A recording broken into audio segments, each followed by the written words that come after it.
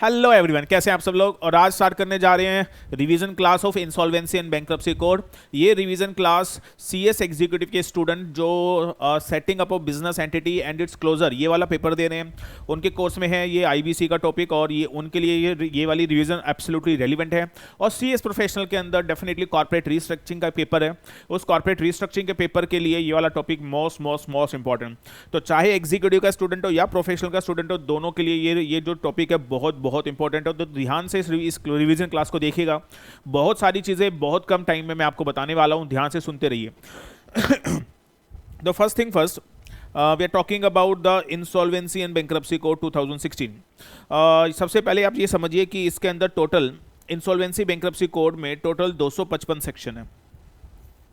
Total 255 sections है, या total 255 section in insolvency and bankruptcy code. और ये 4 पार्ट में डिवाइड है। ये जो टॉपिक है पहले ये समझना बेहद जरूरी है। इंसॉल्वेंसी बैंक्रप्सी कोड 4 पार्ट्स में डिवाइड है, पहले ये समझिए आप। और जो ये 4 पार्ट है मैं आपको बता दूं, that is part 1, that is section 1 to 3 है। और जो पार्ट 2 है दैट इज सेक्शन 4 to 77 है। Part 3 that is section 78 to 187 है। And part 4 section 188 to section 255 है। जो सेक्शन 1 to 3 है, इसमें कुछ बेसिक्स प्रीलिमिनरी प्रोविजंस हैं। दैट जैसे सेक्शन 1 तो सबको पता ही है, that title, commencement and all, ये सारी चीज़ें लिखी होती हैं। एंड कुछ डेफिनेशन पार्ट है, तो ज़्यादा कुछ है नहीं सेक्शन 1 to 3 में। Section 4 to 77 that is very important. और इसके अंदर दैट इज़ हम लोग पढ़ेंगे insolvency resolution process and liquidation process. ये सबसे इंपॉर्टेंट है, इसको नोट डाउन कर ले। Section 4 to 77 insolvency resolution process and liquidation process of the corporates. तो सर इस सेक्शन 4 to 77 में हम लोग पढ़ेंगे कि जो कॉर्पोरेट्स हैं, जो कंपनीज हैं, जो एलएलपी हैं, उनका रिवाइवल प्रोसेस कैसे होगा और उनका वाइंड अप कैसे होगा, करेंगे इसके बारे में बात। फिर सेक्शन 78 to 187 है, इसमें लिखा हुआ है that is resolution process of individuals and partnership firm. Sir अगर कॉर्पोरेट्स का रिवाइवल करना है, कॉर्पोरेट्स का, कंपनीज का रिवाइवल प्रोसेस देखना है तो सेक्शन 4 to 77 में जाएंगे। लेकिन अगर इंडिविजुअल्स और पार्टनरशिप फर्म का रिवाइवल प्रोसेस देखना है तो सेक्शन 78 to 187 में जाएंगे। And last section 188 to section 255, and these are the miscellaneous provision. Section 188 to section 255 they are the miscellaneous provision and they are also very important. तो हमारा main focus revision पे रहेगा insolvency resolution process of the corporate. यहाँ से सबसे ज़्यादा question पूछे जाते हैं। Are you getting? और चलिए स्टार्ट करते हैं। तो ये चीज़ आपको क्लियर हो गई है। और हम लोगों ने आपको बता दिया कि 4 पार्ट में पूरा लो डिवाइड है। That is part 1, that is part 2, that is part 3, that is part 4।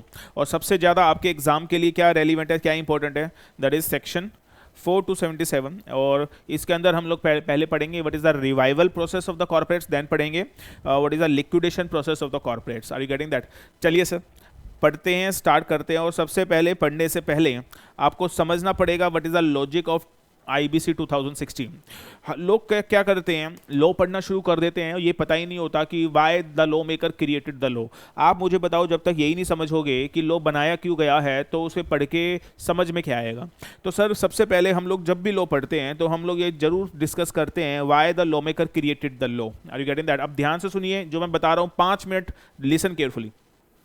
सबसे इंपॉर्टेंट क्या है, पहले क्या था, earlier what is the provision. अगर कोई कंपनी, ध्यान से सुनना, ये बात लिख लीजिएगा। और मैं आपको बता चुका हूं कि मेरी रिवीजन क्लासेस में एक रूल है सर, और वो रूल ये है कि जो मैं लिखवाऊंगा आपको सब लिखना है। Are you getting that? ये नहीं कि सुन लिया और हो गया सर, ऐसे रिवीजन नहीं होती है। रिवीजन का असूल है, रिवीजन का रूल है कि जो हम आपको करवाएं वो आप प्रॉपर लिखें। तो सर जो कंपनी है, होता क्या था पहले, company, if a company is unable to pay the debt, unable to pay the debt, अगर कोई कंपनी अपने डेट नहीं चुका पा रही है, if a company is unable to pay the debt, तो आप जाते थे एनसीएलटी में। कहाँ जाते थे? एनसीएलटी में। आप अप्लाई करते थे एनसीएलटी में कि सर कंपनी हमारा डेट नहीं पे कर पा रही है, company is unable to pay the debt, और कंपनी को वाइंड अप कर दो। और एनसीएलटी सारे सर्कमस्टेंसेस को देखकर कंपनी को वाइंड अप कर देता था। Are you getting what is happening earlier? क्या था पहले, if a company is unable to pay the debt, अगर कोई कंपनी अपना डेट नहीं चुका पा रही है, तो सर सपोज मान लो कंपनी मेरा डेट नहीं चुका पा रही है, मैं अनूप जैन, कंपनी मेरा डेट नहीं चुका पा रही है, I am a creditor of the company, और मैं कंपनी का क्रेडिटर हूँ, कंपनी मेरा डेट नहीं चुका पा रही है। तो पहले क्या होता था कि सर मैं एनसीएलटी को कंप्लेन कर देता था that company is unable to pay the debt, और सर प्लीज़ कंपनी को वाइंड अप करके मेरा पैसा चुका दो। That was happening earlier. और सर ऐसे क्या हो रहा था, कई सारी कंपनी खत्म हो रही थी, दैट इज बंद हो रही थी, शट डाउन हो रही थी। अब मैं पूछता हूँ आपसे एक चीज़, आप सब मुझे बताओ देश के हित में क्या है, कंपनी चलती रहे या कंपनी बंद हो जाए? What is your opinion? हाँ जी, what is in the interest of the country, कि कंपनी चलती रहे या कंपनी बंद हो जाए? तो मुझे ऐसा लगता है देश के हित में है कि कंपनी चलती रहे, कंपनी चलती रहे sir, that is in the interest of the company, interest of the country, sorry. तो सर अब हुआ क्या, अब जब क्रेडिटर कंप्लेन कर देते थे एनसीएलटी को कि सर हमारा पैसा नहीं आ रहा है, प्लीज़ कंपनी को वाइंड अप कर दो, तो एनसीएलटी वाइंड अप कर देता था। लेकिन लॉ मेकर ने बोला, लॉ मेकर ने दिमाग लगाया, this is a negative approach. If a company is unable to pay the debt, अगर कोई कंपनी अपना डेट नहीं चुका पा रही है, समझना मेरी बात, अगर कोई कंपनी अपना डेट नहीं चुका पा रही है तो उसे बंद मत करो, उसे शट डाउन मत करो, उसे रिवाइव करने की कोशिश करो। अगर आप उस कंपनी को, जो कंपनी के पास, अच्छा मुझे बताओ, if company unable to pay the debt है, यानी कंपनी में फाइनेंशियल करंट होगा, कंपनी की फाइनेंशियल पोजीशन खराब होगी, तो ऐसी कंपनी को बंद मत कराओ, उस कंपनी को क्या करो, उस कंपनी को रिवाइव करने की कोशिश करो। अगर वो कंपनी रिवाइव हो गई तो सर आपका डेट भी उतर जाएगा, और क्या पता आगे जाके लाखों लोगों को वो कंपनी इंप्लॉयमेंट जनरेट भी करके दे दे। समझ में आ रहा है आपको? तो सर जो ये पहले अर्लियर होता था कि कंपनी को वाइंड अप कराओ, सर लॉ मेकर ने बोला it is a negative approach, और ऐसा नहीं होगा, ये बिल्कुल नेगेटिव अप्रोच है, ऐसा नहीं होगा। लॉ मेकर ने इस बात को समझा and they created the law IBC insolvency bankruptcy code. और सर नया प्रोविजन क्या बना, आप ध्यान से सुनना। लॉ मेकर ने बोला if a company unable to pay the debt, if a company unable to pay the debt, जो बोल रहा हूं ध्यान से सुन लेना इसे। If a company unable to pay the debt, अब अगर कंपनी आप डेट चुका नहीं पा रहे हो, और मैं क्या हूं, क्रेडिटर, मैं क्या था पहले, क्रेडिटर, और अभी भी मैं क्या हूं, creditor.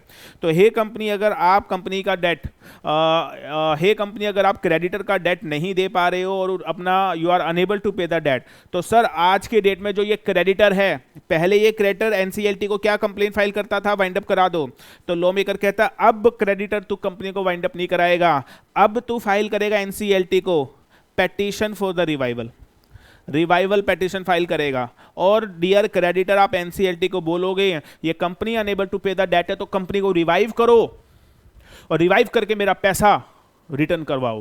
That is the concept of insolvency bankruptcy code. यानी insolvency bankruptcy code comes with a positive approach. Insolvency bankruptcy code ने जो नेगेटिव अप्रोच थी उसे खत्म किया और पॉजिटिव अप्रोच लॉ मेकर लेकर आया। And I am totally agree with insolvency and bankruptcy. Are you getting what is the logic behind the IBC? लोग पढ़े जा रहे हैं आईबीसी, पढ़े जा रहे हैं, ये पता ही नहीं है कि what is the reason behind the law. That is absolute logic and reasoning behind the law. एक चीज सुनिए ध्यान से, if a company is unable to pay the debt, तो सर अब आज की डेट में मैं वाइंडिंग अप पेटिशन नहीं लगा सकता, और सर वाइंडिंग अप पेटिशन लगाई ही नहीं जा सकती। वाइंडिंग अप का चैप्टर खोल के देखिएगा, उसमें अमेंडमेंट आ गई है। पहले लिखा होता था one of the ground of winding up if company is unable to pay the debt, लेकिन अब वो ग्राउंड डिलीट हो गया है लॉ में से। क्यों? Because of the insolvency bankruptcy code.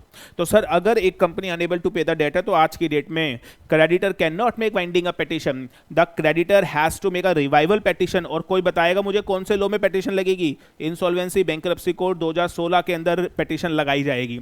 अब जब क्रेडिटर पेटिशन लगा देगा तो एनसीएलटी क्या करेगा? एनसीएलटी एक रिवाइवल रिजोल्यूशन करने के लिए एक प्लान बनवाएगा।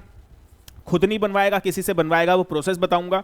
और सर वो प्लान बनाने के बाद उस प्लान के अकॉर्डिंग उस कंपनी को रिवाइव करवाया जाएगा, और अगर कंपनी रिवाइव हो गई तो सर क्रेडिटर के पैसे वापस दे दिए जाएंगे। Are you getting that? अब आप सवाल पूछोगे अगर रिवाइव नहीं हुई सर, अब बच्चे का तो दिमाग इन चीज़ों में ज़्यादा रहता है, नहीं हुआ तो ये नहीं हुआ तो वो नहीं हुआ तो बच्चा तो पे अटका रहता है।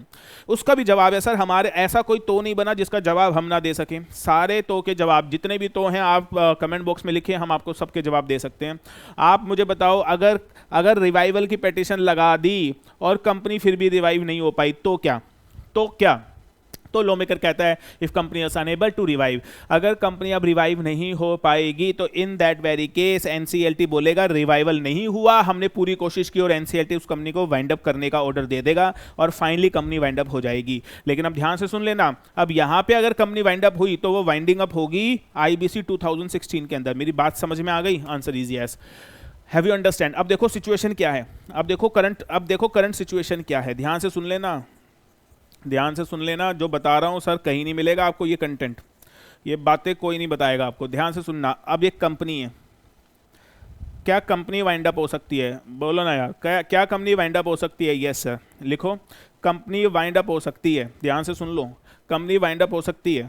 Under companies act, under companies act 2013, and they are various ground. और सर कंपनीज एक्ट के अंदर कंपनी को वाइंड अप करने के बड़े सारे ग्राउंड्स हैं, they are various ground for the winding up companies act में। अब देखो लोग ये भी सोचते हैं कि कंपनी वाइंड अप सिर्फ कंपनीज एक्ट में हो सकती है, ऐसा नहीं है। अब ध्यान से सुनना पूरी बात।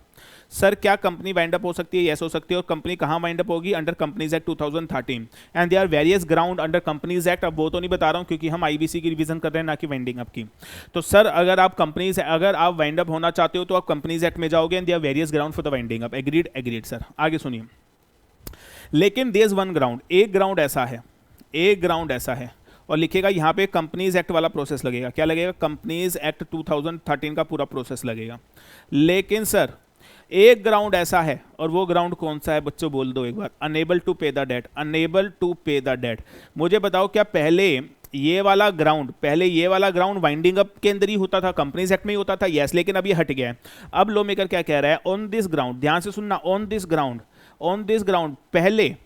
पहले इस ग्राउंड के ऊपर मतलब फर्स्ट स्टेप में अगर company unable to pay the debt है तो कंपनी का वाइंड अप नहीं हो सकता। पहले इस ग्राउंड के ऊपर रिवाइवल ही होगा आईबीसी के अकॉर्डिंग। आईबीसी 2016 के अंदर इस कंपनी का रिवाइवल करने की कोशिश की जाएगी। लेकिन अगर आईबीसी 2016 के अंदर इस कंपनी का रिवाइवल नहीं हो सका तो एनसीएलटी इस कंपनी को वाइंड अप का ऑर्डर दे देगा, और अगर वाइंडिंग अप का ऑर्डर दे दिया तो आईबीसी 2016 ही लगेगा। मेरी बात समझ में आ गई? अब आप मुझे बताओ एक कंपनी का वाइंडिंग अप कैसे हो सकता है? कंपनीज एक्ट के अकॉर्डिंग हो सकता है। यस सर, बड़े सारे ग्राउंड है, बुक में पढ़ लेना, उन सारे ग्राउंड के ऊपर कंपनी का वाइंड अप हो सकता है, उन सारे ग्राउंड्स के ऊपर कंपनी का वाइंड अप हो सकता है, इसमें तो कोई बात ही नहीं है। दूसरा सर, लेकिन एक ग्राउंड ऐसा है that is unable to pay the date. इस ग्राउंड के ऊपर कंपनी का वाइंड अप पहले स्टेप पे कभी भी नहीं होगा। पहले कंपनी का रिवाइवल करने की कोशिश की जाएगी, रिवाइवल नहीं हो सका तो फिर वाइंड अप होगा। लेकिन अगर इस ग्राउंड के ऊपर वाइंड अप हुआ तो आईबीसी लगेगा, ना कि मैं आपको बताना चाहता हूं यहाँ पे कंपनीज एक्ट 2013। यहाँ पे कंपनीज एक्ट 2013 नहीं लगेगा। यानी आज की डेट में वाइंड अप करने के लिए भी दो प्रोविजन लग गए हैं, और वो दो प्रोविजन आप मुझे बताएं कौन से हैं। दैट इज एक तो कंपनीज एक्ट 2013, और अब जरा ध्यान से सुनिए, मैंने ऊपर आपको एक चीज़ बताई कि चार पार्ट है यहाँ पे। ध्यान से देखो, part A, part B, part C, part D. Part B देखा आपने क्या लिखा था? पार्ट बी सेक्शन 4 to 77, और इसके अंदर हमें दो चीज़ें पढ़नी है। इन रिवाइवल प्रोसेस, देखो पहले लिखा है रिवाइवल प्रोसेस, और दूसरा क्या है फिर? Liquidation, that is winding up process. समझ आ रहा है? तो सर अब सेक्शन 4 to 77 का देखो बेस बन गया है। If company unable to pay the debt, if a company unable to pay the debts, तो पहले उस कंपनी का क्या करो? रिवाइवल, पूरा रिवाइवल प्रोसेस आएगा। और आज इस रिवीजन क्लास के अंदर मैं आपको पूरा रिवाइवल प्रोसेस बताने वाला हूं, रिवाइज करवाने वाला हूं। And that is winding up. और अगर रिवाइवल्स कामयाब नहीं हुआ तो वाइंडिंग अप हो जाएगा। और वाइंडिंग अप के लिए अगर इस ग्राउंड के ऊपर वाइंडिंग अप हुआ तो कंपनीज एक्ट लगेगा या आईबीसी लगेगा? आईबीसी लगेगा मेरे भाई। तो that is something very very important. तो that is the divided into 4 part. क्या मुझे बताओ ये बात समझ में आ गई है? Hopefully you have understood everything what I am saying. चलिए सर, तो मैंने अभी तक आपको दो चीज़ें बता दी हैं। पहली चीज़ क्या बताई? Insolvency bankruptcy code, that is given over दिए, एंड 4 पार्ट में डिवाइड है। और उसके बाद मैंने आपको बताया दैट आईबीसी को लाने का लॉजिक क्या था। अब मुझे बताओ क्या IBC has remove the negative approach? Absolutely yes. तो नेगेटिव अप्रोच को हटा दिया है और पॉजिटिव अप्रोच लॉ मेकर लेकर आ गया है। तो that is something interesting given over their. Anyways sir आगे बढ़ते हैं, आई वुड से आगे देखते हैं। देखिए सर, उसके बाद that is I would say that is अब एक कॉन्सेप्ट हो रहा है, और मुझे लगता है इसके बिना भी हम लोग इस चैप्टर को नहीं पढ़ सकते। पहले हम इस चैप्टर को पढ़ेंगे, इस चैप्टर को समझेंगे क्या लिखा हुआ है, उसके फिर आगे बढ़ेंगे। तो इस चैप्टर को पढ़ने के लिए आपको कुछ बातें और समझ में आनी चाहिए। लिखिए, देखो सर, इंसॉल्वेंसी बैंक्रप्सी कोड जब आया तो इसके अंदर 5 नए कॉन्सेप्ट इंट्रोड्यूस हुए। How many new concept? The 5 new concepts. अब एक एक करके वो 5 कॉन्सेप्ट समझ लीजिए। पहले 3 कॉन्सेप्ट पढ़ेंगे और उसके बाद फिर ये आखिरी के 2 कॉन्सेप्ट। सबसे पहले एक नया कॉन्सेप्ट आया, insolvency bankruptcy board of India. Insolvency bankruptcy board of India. फिर एक कॉन्सेप्ट है इंसॉल्वेंसी प्रोफेशनल एजेंसीज, और फिर है इंसॉल्वेंसी प्रोफेशनल्स। तो ये 3 चीज़ें आ गई हैं, insolvency bankruptcy board of India, insolvency professional agencies and insolvency professionals. तो ये 3 कॉन्सेप्ट हमारे पास हैं, ये 3 कॉन्सेप्ट हमें पढ़ने हैं। अब सबसे पहले, और ये 3 नए, और ये जो 3 कॉन्सेप्ट है, चौथा 5वां है, मैं बता दूं आपको, insolvency bankruptcy board of India, insolvency professional agency, insolvency professional information utility, that is insolvency bankruptcy fund. ये 5 नए कॉन्सेप्ट्स हैं। सबसे पहले बात करते हैं, अब ध्यान से सुनिएगा एक एक करके, इंसॉल्वेंसी प्रोफेशनल्स कौन होते हैं? इंसॉल्वेंसी प्रोफेशनल्स कौन होते हैं? सुन लो भाई, सुन लो, ध्यान से सुन लो। इंसॉल्वेंसी प्रोफेशनल्स कौन होते हैं? मुझे बताओ, आईबीसी के अंदर क्या रिवाइवल प्रोसेस होगा? बताया मैंने अभी आपको, रिवाइवल होगा। क्या लिक्विडेशन प्रोसेस भी हो सकता है? बोलो हाँ या ना। अब मैं पूछता हूँ, ये रिवाइवल प्रोसेस, ये लिक्विडेशन प्रोसेस कौन करेगा? सर इंसॉल्वेंसी प्रोफेशनल्स करेंगे। सर ये अपने आप थोड़ी ना हो जाएंगे इतने बड़े बड़े प्रोसेस, ये प्रोसेस अभी बताऊंगा मैं आपको पूरा प्रॉपर। तो सर यहाँ पर जो दैट इज रिवाइवल प्रोसेस है या लिक्विडेशन प्रोसेस है, ये अपने आप नहीं हो जाएंगे। ये प्रोसेस कौन करेगा? इंसॉल्वेंसी प्रोफेशनल्स करेंगे। समझ में आ रहा है? और जो ये इंसॉल्वेंसी प्रोफेशनल्स है, ये कौन होते हैं? अरे ये कौन होते हैं मेरे भाई? ये हम होते हैं। और कौन होते हैं? ये सीएस होते हैं सर, सीए भी होते हैं, सीएमए भी होते हैं, एडवोकेट भी होते हैं। लेकिन आई एम टेलिंग यू, इस फील्ड जब बात आती है आईबीसी की, तो we company secretaries dominate this field. और आई एम टेलिंग यू कि हम लोगों को आईबीसी कूट कूट के भर भर के पढ़ाया जाता है। एग्जीक्यूटिव में आईबीसी पढ़ाया जाता है, फिर फाइनल के अंदर सीआर में आईबीसी पढ़ाया जाता है, फिर इलेक्टिव पेपर सेपरेटली इंसॉल्वेंसी का है। और मैं आपको बता दूं दैट बहुत पैसा है सर। एनसीएलटी की हियरिंग में करने जाओगे, पूरा बताऊंगा अभी, जब पूरा रिवाइवल प्रोसेस पढ़ोगे, लिक्विडेशन प्रोसेस पढ़ोगे, तो बहुत अच्छी फीस मिलती है अगर आप इसके अंदर प्रैक्टिस करें। Are you getting that? और बहुत बहुत आप पैसे कमा सकते हो इस फील्ड के अंदर। You can dominate in this field. और आईसीएसआई का कोर्स करिकुलम ऐसा है जिसके अंदर हमको बहुत अच्छी नॉलेज दी जाती है इस पेपर के बारे में। And I am telling you this is the future. और मैं आपको बताऊं दैट पास्ट में हो चुका है ऐसा, 8-8 हज़ार करोड़ की कंपनी, 20-20 हज़ार करोड़ की कंपनी का रिवाइवल हुआ है। आप सोच के देखो, 10,000 करोड़ की, एक एग्जांपल लेते हैं, 10,000 करोड़ की एक कंपनी में उसका रिवाइवल हो रहा है। और सर आप अगर आप उसके अंदर इंसॉल्वेंसी प्रोफेशनल अपॉइंट हो जाएं, तो आपकी फीस कितनी हो सकती है? You know that. तो बहुत पैसा है, you can dominate this field. And definitely हम तो रिकमेंड करते हैं सर, फ्यूचर बनाएं इस फील्ड के अंदर। Yes, it take time. Yes sir, एक टाइम होता है, आप डायरेक्टली एंटर नहीं कर सकते इस फील्ड के अंदर, वी नो दैट। सब जानते हैं कि कुछ टेन्योर होता है, पहले रुकना पड़ता है, उसके बाद आप एनरोल होते हैं as a insolvency professional, because insolvency professionals required maturity. लेकिन सर अगर आप अभी से अगर फोकस नहीं रखेंगे तो उस वहाँ तक कैसे पहुँचेंगे? तो that is strongly recommended to each and every student कि सर इसके अंदर बहुत ध्यान दें, बहुत पैसा आप कमा सकते हो इस फील्ड के अंदर, बिलीव मी। चलो सर, एनीवेज, तो बाकी प्रोफेशनल्स जो चार्टर्ड अकाउंटेंट्स है, वो अपना टैक्सेशन की फील्ड में, ऑडिट की फील्ड में, वहाँ पे ज़्यादा डोमिनेट करते हैं और ज़्यादा क्या, उन्हीं का बोलबाला है।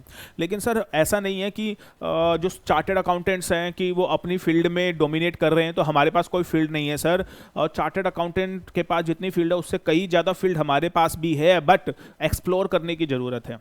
रिगार्डिंग दैट, तो सर हमारे पास इतना अच्छा एरिया, अगर हम इसके अंदर डोमिनेट करें तो सर लाखों नहीं करोड़ों में कमाया जा सकता है, फॉर श्योर कमाया जा सकता है। चलिए सर, अब ये रिवीजन क्लास में ये क्या बताने लग गया मैं, एनीवेज आगे बढ़ते हैं sir. Insolvency professional, that is अब ये क्या काम होगा इंसॉल्वेंसी प्रोफेशनल का, मुझे बताओ। इंसॉल्वेंसी प्रोफेशनल का क्या काम होगा? रिवाइव करना, और रिवाइवल प्रोसेस जो आज बताऊंगा उसके अंदर काम करना, लिक्विडेशन करना।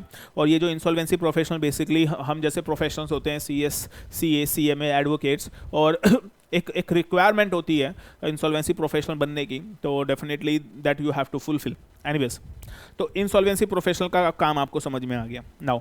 अच्छा, क्या मैं बोलूँ, IBC has open an area of practice for the company secretaries.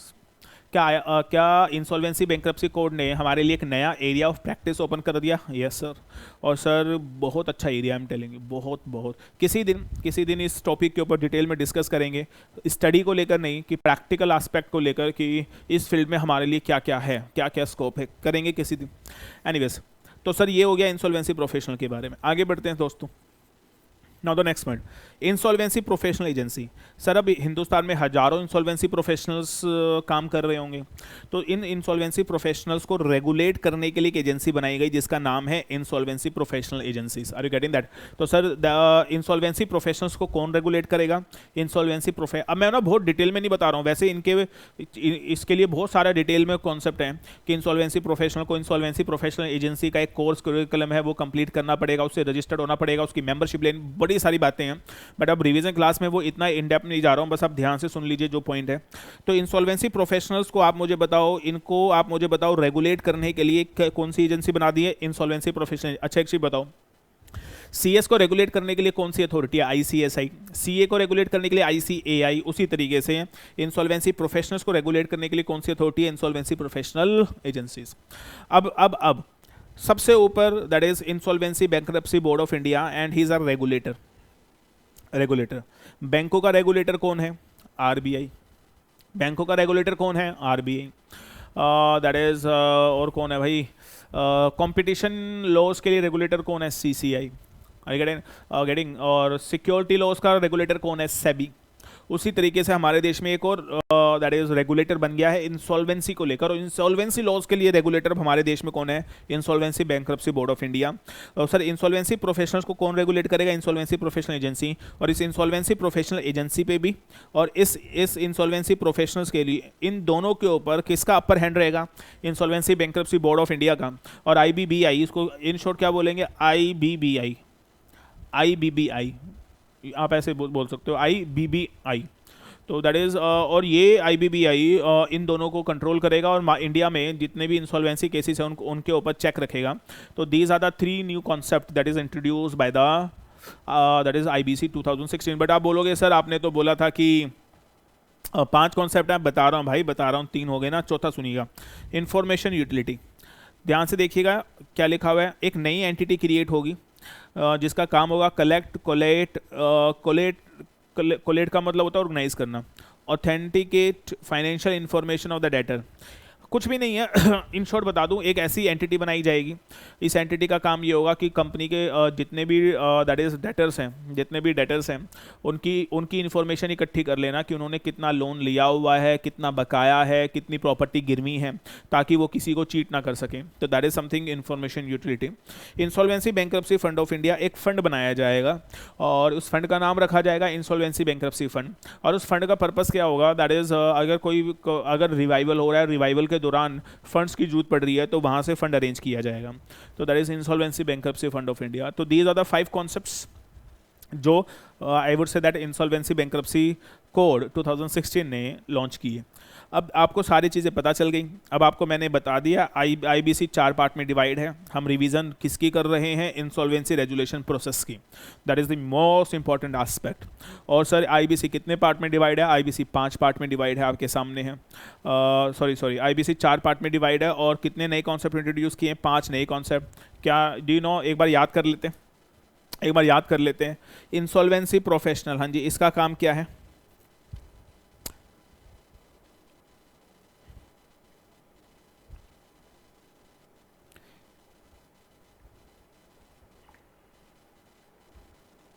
हाँ जी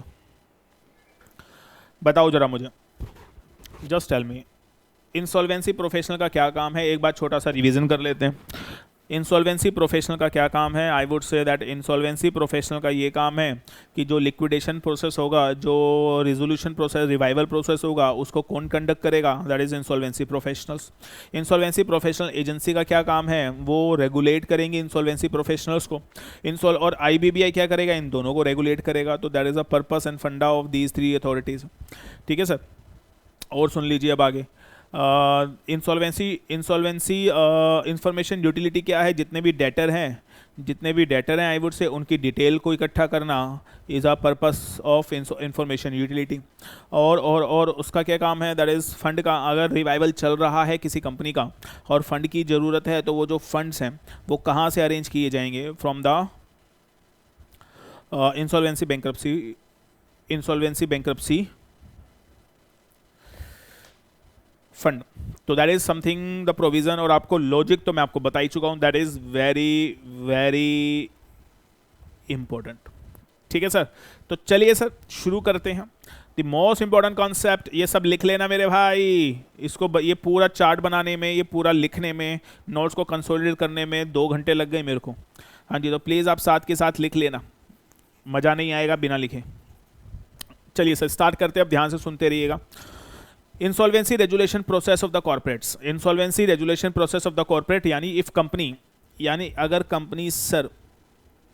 company unable to pay the debt है, if company unable to pay the debts, if company unable to pay the debts, if company unable to pay the debt, तो in that very case उसको revival कैसे किया जाएगा, what is the revival process, ये ध्यान से सुनिएगा।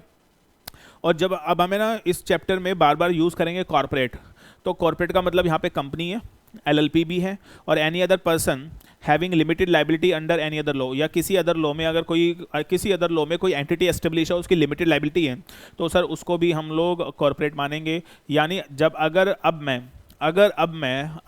मैं रिवाइवल प्रोसेस को जब बताते टाइम अगर कभी भी शब्द बोल दूं ना कंपनी, मेरे मुंह से अगर कभी भी शब्द निकले कंपनी, तो मान लेना मैं कंपनी की भी बात कर रहा हूं, मैं एलएलपी की भी बात कर रहा हूं, और सर अगर कोई ऐसी एंटिटी है जो किसी दूसरे लॉ में रजिस्टर्ड है हैविंग लिमिटेड लाइबिलिटी, में उसकी भी बात कर रहा हूं। मेरी बात समझ में आ गई? तो the word corporate is wider, और कॉर्पोरेट का मतलब यहाँ पे सिर्फ कंपनी का नहीं है। अच्छा बताओ, एलएलपी का भी रिवाइवल इसी प्रोसेस के अकॉर्डिंग होगा? Yes sir. लेकिन सर मेरे मुंह से बार बार कंपनी वर्ड निकलेगा। जब भी मैं कंपनी शब्द बोलूं आप मान लेना I am talking about company, LLP and any other entity formed under any other act having the limited liability. तो दैट इज अब देखो, अब मैं आपको, जैसे मैंने मर्जर की क्लास की रिवीजन कराई थी, उसके अंदर जैसे मैंने आपको पहले एक सिंप्लीफाइड प्रोसेस बता दिया था, फिर डिटेल में रिवाइज करवाया था। तो अभी हम बात कर रहे हैं ओवरव्यू ऑफ द प्रोसेस। अभी हम किसकी बात कर रहे हैं? Overview of the process. मतलब रिवाइवल होगा कैसे, पहले ओवरव्यू है और उसके बाद डिटेल में बात करेंगे। ठीक है सर, चलिए। तो सर अगर company unable to pay the debt, लिखो इफ कंपनी, लिख लो मेरे प्यारे बच्चों, if company unable to pay the debt, unable to pay the debts, if company unable to pay the debts, तो in that very case make application to the NCLT to initiate insolvency resolution process। हम बार बार बोल रहे थे ना revival process, तो sir revival process मेरे बच्चों, revival process का एक नाम है इंसॉल्वेंसी रेजुलेशन प्रोसेस। तो sir if company unable to pay the debt, तो एप्लीकेशन लगा दो, और एप्लीकेशन दैट इज समथिंग कौन लगा सकता है? अब एप्लीकेशन कौन लगा सकता है ये सुन लो। एप्लीकेशन लगा सकता है फाइनेंशियल क्रेडिटर, ऑपरेशनल क्रेडिटर या कंपनी खुद। ये तीनों लोग एप्लीकेशन लगा सकते हैं। ये तीन लोग एनसीएलटी को एप्लीकेशन लगा सकते हैं, और एनसीएलटी को यहाँ पे बोला गया है एडजुडिकेटिंग अथॉरिटी। मैं बोलूँगा एनसीएलटी ऑलवेज, और वैसे लॉ में लिखा हुआ है एडजुडिकेटिंग अथॉरिटी, लेकिन एडजुडिकेटिंग अथॉरिटी का मतलब क्या है? एनसीएलटी। नाउ सर ध्यान से सुन लीजिएगा। अब मेरा सवाल है that is make application to the NCLT to initiate insolvency resolution process. अब कौन एप्लीकेशन लगा सकता है? एक तो फाइनेंशियल क्रेडिटर, एक ऑपरेशनल क्रेडिटर, और कंपनी खुद भी। मान लीजिए कंपनी एक्स लिमिटेड है, मान लिया ये कंपनी एक्स लिमिटेड है, this is the company X limited. तो इस कंपनी के खिलाफ रिवाइवल प्रोसेस की पिटीशन कौन फाइल कर सकता है? तो ध्यान से सुन लेना, if this company unable to pay the debt, unable to pay the debt, unable to pay the debt, और कितना? Equal to more than 1 crore. पहले 1 लाख होता था, अमेंड होकर कितना हो गया? 1 crore rupees, equal to more than 1 crore rupees. ये ध्यान से सुन लेना। पहले unable to pay the debt कितना होता था? दैट इज 1 लाख रुपये। अब अमेंडमेंट आ गई है, अमेंडमेंट के बाद प्रोविजन क्या आ गया? Unable to pay the debt कितना? Equal to more than 1 crore rupees. यानी अगर कोई भी कंपनी अपना 1 करोड़ या उससे ज्यादा का डेट नहीं चुका पा रही, तो या तो फाइनेंशियल क्रेडिटर या ऑपरेशनल क्रेडिटर या कंपनी खुद किसको अप्लाई कर सकती है? एनसीएलटी को अप्लाई कर सकती है, और एनसीएलटी को बोल सकती है हे एनसीएलटी, अरे ओ एनसीएलटी हमारा क्या करा दो? रिवाइवल। तो that is something simple, that is something simple. Is that okay? अब आप पूछेंगे फाइनेंशियल क्रेडिटर कौन? बैंक, जिससे आपने लोन लिया हुआ है, बैंक्स, जो बैंक्स होते हैं they are the financial creditor. Simple, जो फाइनेंशियल क्रेडिटर हैं दैट इज द बैंक्स और पीएफआईज। ऑपरेशनल क्रेडिटर कौन है? कंपनी के एम्प्लॉइज, कंपनी के क्रेडिटर जो कंपनी को रॉ मटेरियल सप्लाई करते हैं, वो है ऑपरेशनल क्रेडिटर। और कंपनी खुद, अब मान लो एक कंपनी एक्स लिमिटेड है, अब कंपनी एक है, एक कंपनी एक्स लिमिटेड है मेरे भाई। अब जो कंपनी एक्स लिमिटेड है, मुझे बताओ this company is x limited, ठीक है। अब क्या हुआ दैट इसके एम्प्लॉइज हैं और कंपनी एम्प्लॉइज की सैलरी नहीं दे पा रही है। क्या employees can file application to the NCLT for the revival or for the winding up? For the revival sir, winding up नहीं होगा, फॉर द रिवाइवल। समझ में आया आपको? फॉर द रिवाइवल आप employee can file application to the NCLT की please sir revive करो company को, company is having financial crunch, company is unable to pay the debt, please हमारा पैसा दिलवा दो। अब एम्प्लॉई क्या कहलाए जाएंगे? Operational creditor. एक बैंक ने पैसा दिया हुआ है किसको? कंपनी को। एक company is unable to pay the debt, क्या दोस्त bank can apply to the NCLT please revive कराओ फाइनेंशियल क्रंच है? यस। क्या कंपनी खुद भी बोल सकती है? कंपनी को खुद को बेइज्जती लग रही है, कंपनी की खुद की बेइज्जती खराब हो रही है, बेइज्जती खराब हो जाती है कई लोगों की, तो कंपनी की खुद की बेइज्जती खराब हो रही है भाई, कंपनी को बहुत गलत लग रहा है, कंपनी कह रही है भाई ये क्या हो रहा है, हमारे बस की नहीं है, लोग पैसे मांगने आ रहे हैं, हमारी तो बेइज्जती हो रही है बहुत ज़्यादा। तो क्या कंपनी खुद अप्लाई कर सकती है एनसीएलटी को, हे एनसीएलटी क्यों बदनामी क्यों बेइज्जती करवा रहा है, प्लीज रिवाइव करवा दो आंसर। तो कंपनी भी खुद भी अप्लाई कर सकती है to the NCLT for the revival, क्या मेरी बात समझ में आ गई? हाँ जी। तो first step, make an application to the NCLT for the revival, तो that is the first point. Second, NCLT 14 days में या तो एप्लीकेशन को एक्सेप्ट करेगा या तो एप्लीकेशन को रिजेक्ट कर देगा। कौन सी एप्लीकेशन को? रिवाइवल पिटीशन को। कौन सी एप्लीकेशन को बच्चों? रिवाइवल पिटीशन को। ठीक है सर।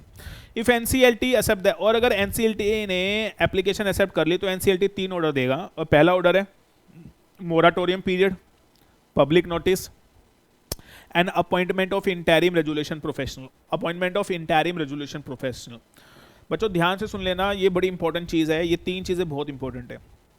अगर एनसीएलटी एप्लीकेशन एक्सेप्ट कर ले, अगर एनसीएलटी क्या कर ले, अगर एनसीएलटी एप्लीकेशन एक्सेप्ट कर ले, if NCLT accept the application, तो एनसीएलटी 3 ऑर्डर दे देगा। पहला तो ऑर्डर मोराटोरियम पीरियड, शब्द बोलो क्या? Moratorium period, public notice and operation, that is appointment of interim resolution professional, interim resolution professional IRP, और ये इंसॉल्वेंसी प्रोफेशनल्स हैं जो मैंने बताया था अभी आपको। मोराटोरियम, अब एनसीएलटी 3 ऑर्डर दे देगा। ये अब ध्यान से सुन लो, ये 3 ऑर्डर क्या है? पहला ऑर्डर अभी डिटेल में थोड़ी देर में डिस्कस करेंगे, पहले आप ये समझ लो क्या है। तो पहला पॉइंट है that is moratorium period. Moratorium period में एनसीएलटी क्या करेगा? मोराटोरियम पीरियड में एनसीएलटी क्या करेगा? स्टे लगा देगा कि जब तक कंपनी का रिवाइवल नहीं होगा।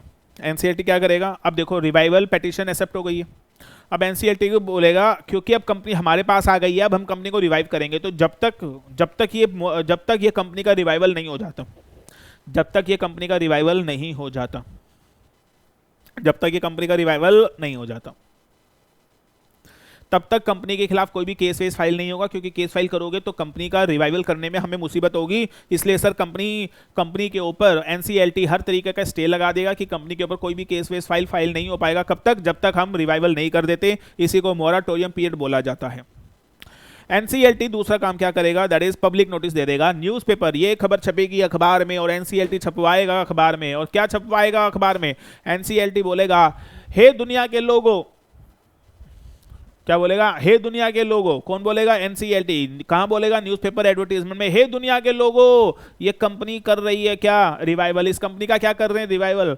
एक क्रेडिटर ने हमें रिवाइवल के लिए पिटीशन फाइल की है, तो हम आपको बताने जा रहे हैं कंपनी का रिवाइवल हो रहा है। और हे दुनिया के लोगों, अगर तुम्हें भी इस कंपनी से पैसा लेना है तो हमें इस तारीख तक अपने अपने क्लेम सबमिट कर देना, जो हम उसके पैसे दिलवाएंगे तो तुम्हारे भी पैसे दिलवा देंगे। That is public notice. तीसरा, और सर अपॉइंट कर दिया जाएगा। अपॉइंट कर देगा क्या? Interim resolution professional. और इंटरिम रेजुलेशन प्रोफेशनल क्यों अपॉइंट होगा? क्योंकि इंटरिम रेजुलेशन प्रोफेशनल ही तो ये पूरा रिवाइवल प्रोसेस का ड्रामा है वो कंप्लीट करेगा। तो that is something 3 order given by the NC. Is that okay? लेकिन एक सबसे इंपॉर्टेंट वर्ड यहाँ पे लिखा हुआ है interim. Interim resolution professional appoint होगा, यानी ये परमानेंट नहीं है, ये परमानेंट आगे जाके अपॉइंट होगा, मैं बताऊंगा कैसे। Is that okay? नाउ आगे अब इंटरिम रेजुलेशन प्रोफेशनल अपॉइंट हो गया है, वो कॉन्स्टिट्यूट करेगा कमिटी ऑफ क्रेडिटर। अब देखो, अब ध्यान से सुनना। मान लो फाइनेंशियल क्रेडिटर ने अप्लाई किया, एनसीएलटी को रिवाइवल करा दो। तो जब स्टार्ट हुआ था तो फाइनेंशियल क्रेडिटर तो एक ही था। मुझे बोलो, जब स्टार्ट हुआ था तो कितने फाइनेंशियल क्रेडिटर थे? जब स्टार्ट हुआ था तो कितने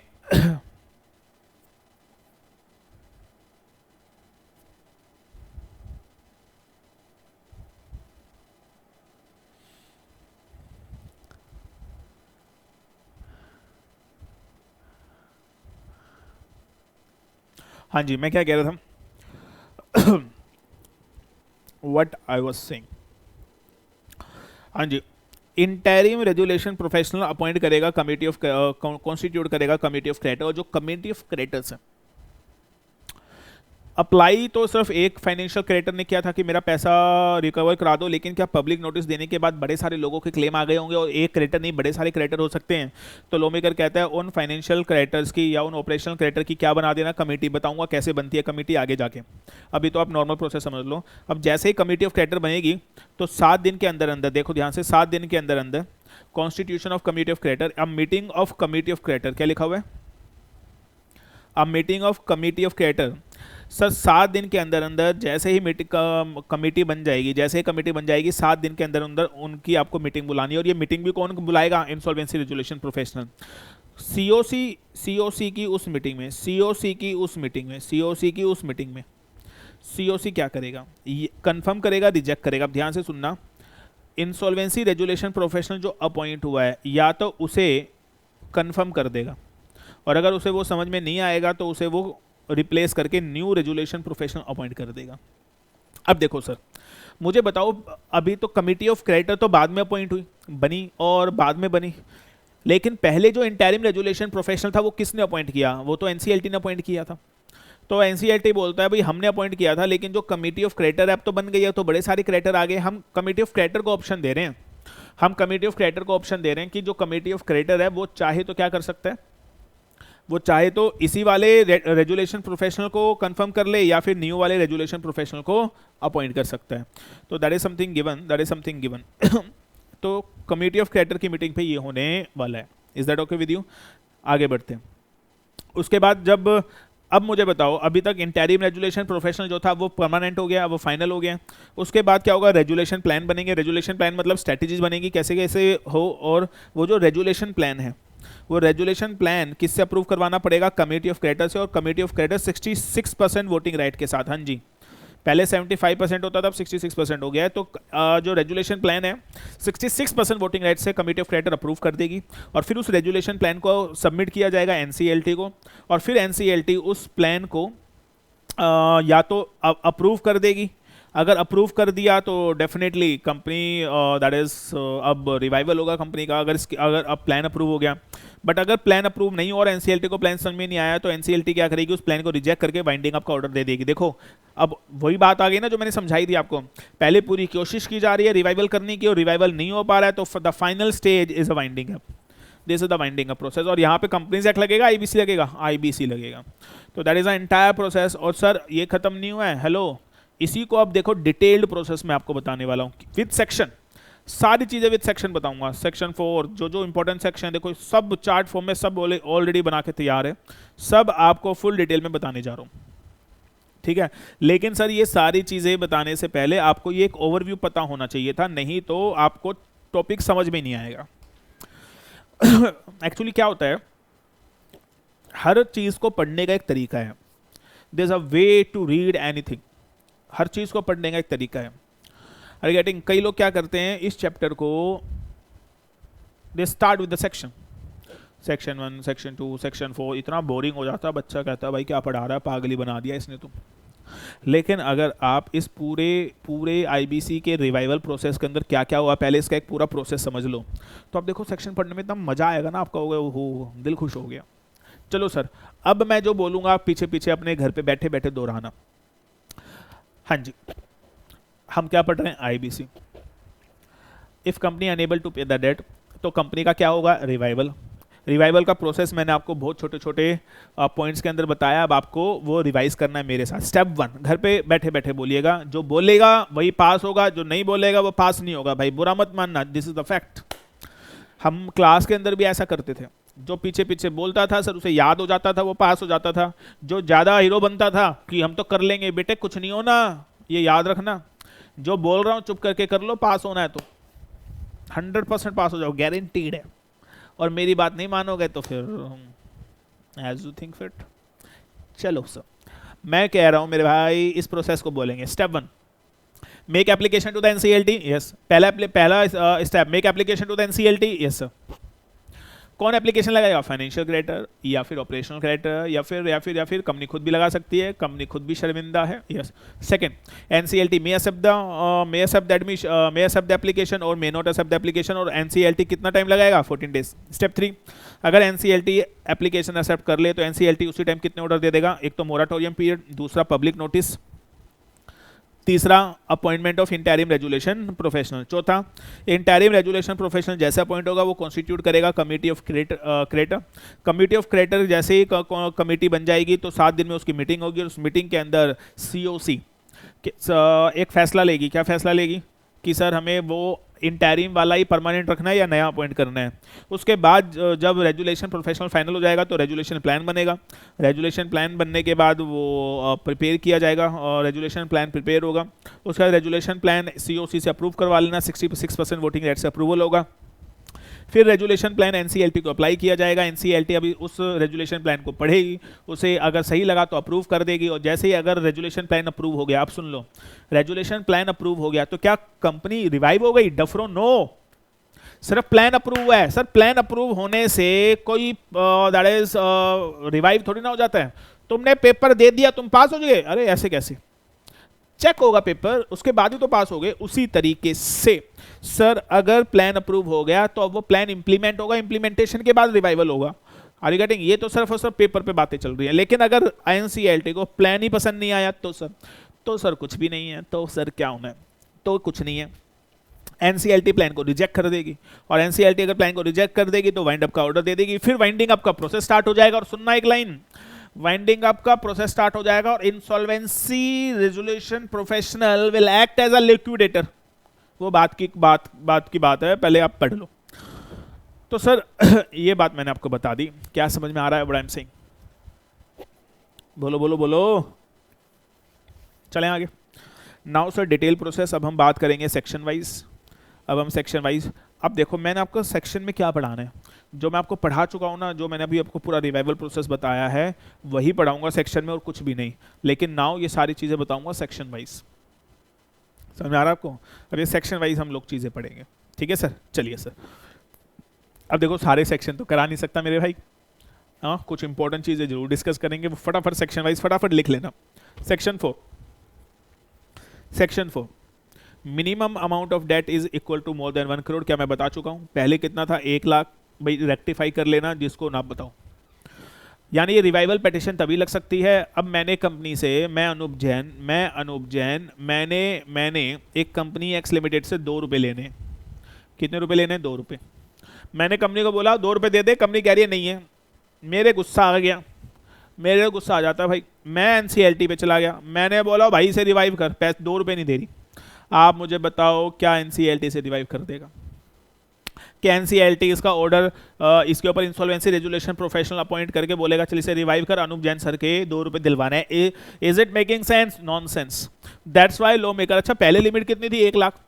लॉ मेकर ने बोला लाख रुपए भी कम है, लाख रुपए के चक्कर में क्यों कंपनी का ड्रामा बनाया? इसलिए लॉ मेकर ने इस बात को समझा and law maker created the provision की 1 lakh limit has been increase to 1 crore. तो is that okay with you? मैंने कंपनी से 50 करोड़ रुपए लेने हैं, कंपनी नहीं दे रही, can I make an application? Yes.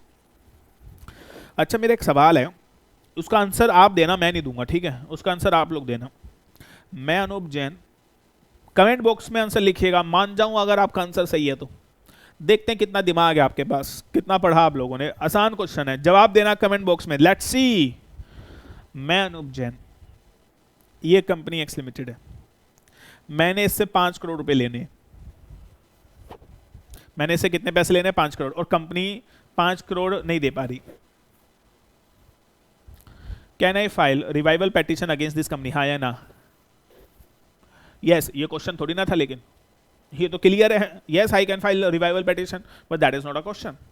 एक कंपनी और है वाई लिमिटेड, ये होल्डिंग कंपनी है, no this is the question. और ये सबसी कंपनी है, ये होल्डिंग कंपनी है, सबसी कंपनी है। मैंने सबसी कंपनी से 5 करोड़ रुपए लेने, मैंने सबसी कंपनी से 5 करोड़ रुपए लेने, एंड सबसी company unable to pay the debt. सबसी company unable to pay the debt. हाँ जी, मैंने किससे पैसे लेने हैं भाई? वाई लिमिटेड से 5 करोड़ रुपए लेने हैं, कंपनी सबसी is unable to pay the debt. Can I file application to the NCLT for the revival petition of X, for the revival of X limited? पैसे लेने हैं सबसी से, can I make a revival petition against the holding company? क्या मैं बोल सकता हूँ सबसी के पास तो कंट्रोल ही नहीं है, सबसी का सारा कंट्रोल होल्डिंग के पास है, तो सबसी company unable to pay the debt because of the holding company, इसलिए होल्डिंग को रिवाइव करो, सबसी अपने आप रिवाइव हो जाएगी। तो सवाल ये है, if a subsidiary company is unable to pay the debt, can I make a revival petition for the revival of holding company at that point of time?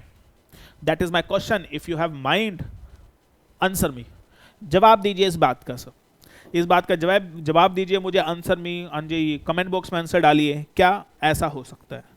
इंतजार रहेगा आपके जवाबों का, let's see who will answer me. हाँ जी, आप book से पढ़ें, किसी से पूछ लें, कोई दिक्कत नहीं है, जहां मर्जी से पूछें। Give me the answer, comment box में डालिए और लेट्स सी। क्या सेक्शन 4 समझ में आ गया? सेक्शन 4 कुछ नहीं कहता, सेक्शन 4 बस ये कहता है लिमिट कितनी है, 1 करोड़। दूसरा सेक्शन 6, सेक्शन 5 में डेफिनेशन थी, मैंने नहीं लिया। सेक्शन 6 क्या? Person who may initiate, CIRP, person who may initiate corporate insolvency resolution process, person who may initiate corporate insolvency resolution process, and that is कौन कौन लोग कॉर्पोरेट इंसॉल्वेंसी रेजुलेशन प्रोसेस मतलब रिवाइवल पिटीशन कौन कौन लगा सकता है? मैं शायद ऑलरेडी बता चुका हूँ, 3 लोग, financial creditor, operational creditor, corporate applicant, company खुद। ये मैं ऑलरेडी आपको बता ही चुका हूँ, ये बात सेक्शन 6 में लिखी हुई है। आगे बढ़ते हैं, सेक्शन 7। अब सेक्शन 7 देखिए, सेक्शन 7 की हेडिंग है how financial creditor file application to the NCLT।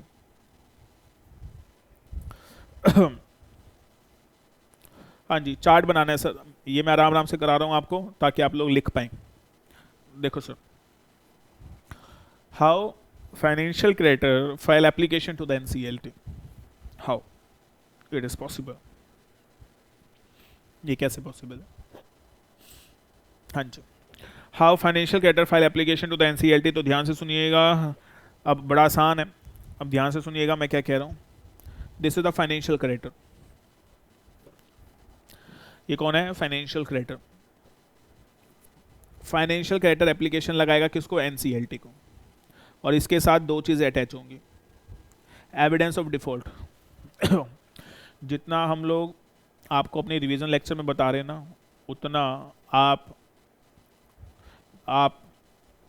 उतना आपको कहीं पर किसी के फुल फ्लेज लेक्चर में भी देखने को नहीं मिलेगा। आई am telling you, the content we are giving in our revision lecture you will not find in the full-fledged lectures of others. That's true. Financial creditor application लगा रहे हैं NCLT को, ठीक है भाई। सबसे पहले फाइनेंशियल क्रेडिटर को एप्लीकेशन लगाने के साथ एविडेंस ऑफ डिफॉल्ट लगाना पड़ेगा, एविडेंस ऑफ डिफॉल्ट लगाना पड़ेगा कि हाँ सर डिफॉल्ट हुआ है। ऐसे तो कोई भी मुंह उठा के बोल देगा ना, क्या बोल देगा कि हाँ कि भाई मैंने पैसे लेने हैं, तो आपको प्रूफ देना पड़ेगा कि मैंने कितने पैसे लेने हैं, प्लस प्रपोज करेगा इंटरिम रेजुलेशन प्रोफेशनल। मतलब ये फाइनेंशियल क्रेडिटर है, मान लीजिए ABC बैंक, एक ही है। अब जो बता रहा हूँ ध्यान से सुनना, that is very interesting line. एक फाइनेंशियल क्रेडिटर है, दैट फाइनेंशियल क्रेडिटर को 50 करोड़ लेने थे कंपनी से, तो इस एक फाइनेंशियल क्रेडिटर ने NCLT को एप्लीकेशन लगा दी और उसने अपना एविडेंस भी दे दिया और उसने प्रपोज कर दिया इंसॉल्वेंसी रेजुलेशन प्रोफेशनल। प्रपोज करना मैंडेटरी है, ये प्रपोज करना मैंडेटरी है। अब ध्यान से सुनना, NCLT इसी प्रपोज किए बंदे को, NCLT क्या करेगा बच्चों? इसी प्रपोज किए हुए बंदे को क्या कर देगा? इंटरिम रेजुलेशन प्रोफेशनल अपॉइंट करेगा। अब देखो ध्यान से सुनना, एक बार बताऊंगा, अब ये एक बार सुनोगे तो बस ठीक है, मैं इसे रिपीट नहीं करूंगा। लिसन, बहुत आराम से बोलूंगा, try to understand what I am saying. ये रेजुलेशन प्रोफेशनल किसने प्रपोज किया है? ABC बैंक ने, ये तो एक ही क्रेडिटर है, तो इसी द्वारा प्रपोज किया गया NCLT अपॉइंट कर देगा क्या? Interim resolution professional. मैंने पूछा NCLT से, तूने इसे इंटरिम ही क्यों अपॉइंट किया, फाइनल क्यों नहीं किया? NCLT बोला, अनूप सर एक बात बताओ, अभी तो बड़े सारे क्लेम और आने वाले हैं, याद है मोराटोरियम पीरियड के साथ पब्लिक नोटिस गया था, तो पब्लिक नोटिस में बड़े सारे क्रेडिटर और आ जाएंगे, जब न्यूज़पेपर एडवर्टीजमेंट जाएगी तो वो क्रेडिटर बोलेंगे, क्रेडिटर तो हम भी हैं और क्रेडिटर तो ये भी है, तो आपने इसके वाला रेजुलेशन प्रोफेशनल अपॉइंट कर दिया, क्या पता वो बायस हो। इसलिए लॉ मेकर ने इस बात को समझा और लॉ मेकर ने बोला कमिटी ऑफ क्रेडिटर बना लो, और जो कमिटी ऑफ क्रेडिटर बनेगी उसको हक दिया जाएगा कि तुम्हें अगर पसंद है, क्योंकि अब तो बड़े सारे क्रेडिटर जमा हो गए हैं, तुम्हें अगर पसंद है तो तुम क्या करो, इंटरिम वाले को कंफर्म कर लो, और तुम्हें लगता है वो बायस है तो उसे हटा के नया वाला अपॉइंट कर लो। That is our logic and reasoning behind that कि ऐसा प्रोसेस हो क्यों रहा है। एनीवेज, तो सर प्रपोज करेगा, और प्रपोज करना मैंडेटरी है। अब ये मैंडेटरी शब्द भी बड़ा इंपॉर्टेंट है, आगे जब ऑपरेशनल कैरेक्टर बताऊंगा तो बताऊंगा ये मैंडेटरी क्यों है। हाँ जी, आगे सुनिए अब जरा। तो सर जो फाइनेंशियल क्रेडिटर है, the financial creditor make application to whom? The financial creditor will make application to whom? To the NCLT. The financial creditor will make application to whom? The financial creditor will make application to whom? The financial creditor will make application to the NCLT. Is that okay with you? बात समझ में आ रही है? अब ध्यान से सुनिए. अब जो फाइनेंशियल क्रेडिटर है ये अब जो ये फाइनेंशियल क्रेडिटर है ये दो चीजें देगा. अब एनसीएलटी 14 दिन का समय लेगा और 14 दिन का समय लेकर डिसाइड करेगा या तो एप्लीकेशन एक्सेप्ट कर देगा या तो एप्लीकेशन रिजेक्ट कर देगा. Case A case B. अब केस ए देखो, अब एनसीएलटी चेक करेगा. अब एनसीएलटी चेक करेगा एप्लीकेशन कंप्लीट है क्या, डिफॉल्ट सही में हुआ है, और जो रेजुलेशन प्रोफेशनल प्रपोज हुआ है उसके खिलाफ कोई केस वेस तो नहीं चल रहा. अगर ये तीन कंडीशन सेटिस्फाइड पाई गई, कौन कौन सी तीन कंडीशन बच्चों? Application is complete, default has occurred, no proceeding against the propose resolution professional. अगर ये तीन कंडीशन अगर ये तीन कंडीशन पाई गई, अगर ये तीन कंडीशन ठीक पाई गई, तो इन दैट वेरी केस, ध्यान से सुनना, इन that very case NCLT application admit कर लेगा. एनसीएलटी बच्चों क्या कर लेगा? एप्लीकेशन एडमिट कर लेगा. लेकिन अगर इन तीनों में से कोई भी एक कंडीशन सेटिस्फाइड नहीं हुई तो एनसीएलटी एप्लीकेशन को रिजेक्ट कर देगा और 7 दिन का समय देगा टू रेक्टिफाई. 7 दिन का समय देगा कि आपकी एप्लीकेशन में ये कमी है कि सर आपकी एप्लीकेशन कंप्लीट नहीं है वटेवर. तो सर एप्लीकेंट को 7 दिन का समय दिया जाएगा कि आप अपनी एप्लीकेशन को रेक्टिफाई कर लो और सबमिट कर दो दोबारा. तो in that very case financial creditor apply to the NCLT. और ये दो एविडेंस, ये दो चीज़ें देनी पड़ेंगी. और क्या प्रपोज करना मैंडेटरी है. And in that very case sir case A case B, अगर एप्लीकेशन कंप्लीट है, डिफॉल्ट सच में हुआ है और जो प्रपोज हुआ है रेजुलेशन प्रोफेशनल उसके अगेंस्ट कोई प्रोसीडिंग नहीं चल रही, तो आपकी एप्लीकेशन एडमिट हो जाएगी, अदरवाइज आपकी एप्लीकेशन रिजेक्ट हो जाएगी. तो सर पहला सवाल था सेक्शन 7. बेटा सेक्शन चाहिए मेरे को, सेक्शन तो मुझे सेक्शन दो, मैं तुम्हें रिजल्ट दूंगा. सेक्शन याद करो सर. जो लोग ये कहते हैं सेक्शन याद नहीं करने, वो पागल हैं वो. सर सेक्शन सीएस बनने जा रहे हो तुम लोग. You should know the section, you should know the provision, you should know the rules and the form. सब चीज लिखनी है तभी मार्क्स मिलेंगे मेरे भाई. सेक्शन होने चाहिए सर, सेक्शन लिखने पड़ेंगे तभी मजा आएगा. हर पेपर में, हर क्वेश्चन में सर सेक्शन के साथ आंसर लिखो, बता दो उस एग्जामिनर को सब आता है हमें. काट के दिखा, नंबर कहाँ काटेगा. प्रोविजन तुम्हारा सही, सेक्शन तुम्हारा सही, रूल तुम्हारा सही, फॉर्म तुम्हारा सही, किसकी हिम्मत है मार्क्स काट ले मुझे बताओ. पूरे हिंदुस्तान के अंदर एक बच्चा पास होगा तो वो तुम ही पास होगे अगर पेपर ऐसे लिखोगे जैसे बता रहा हूं.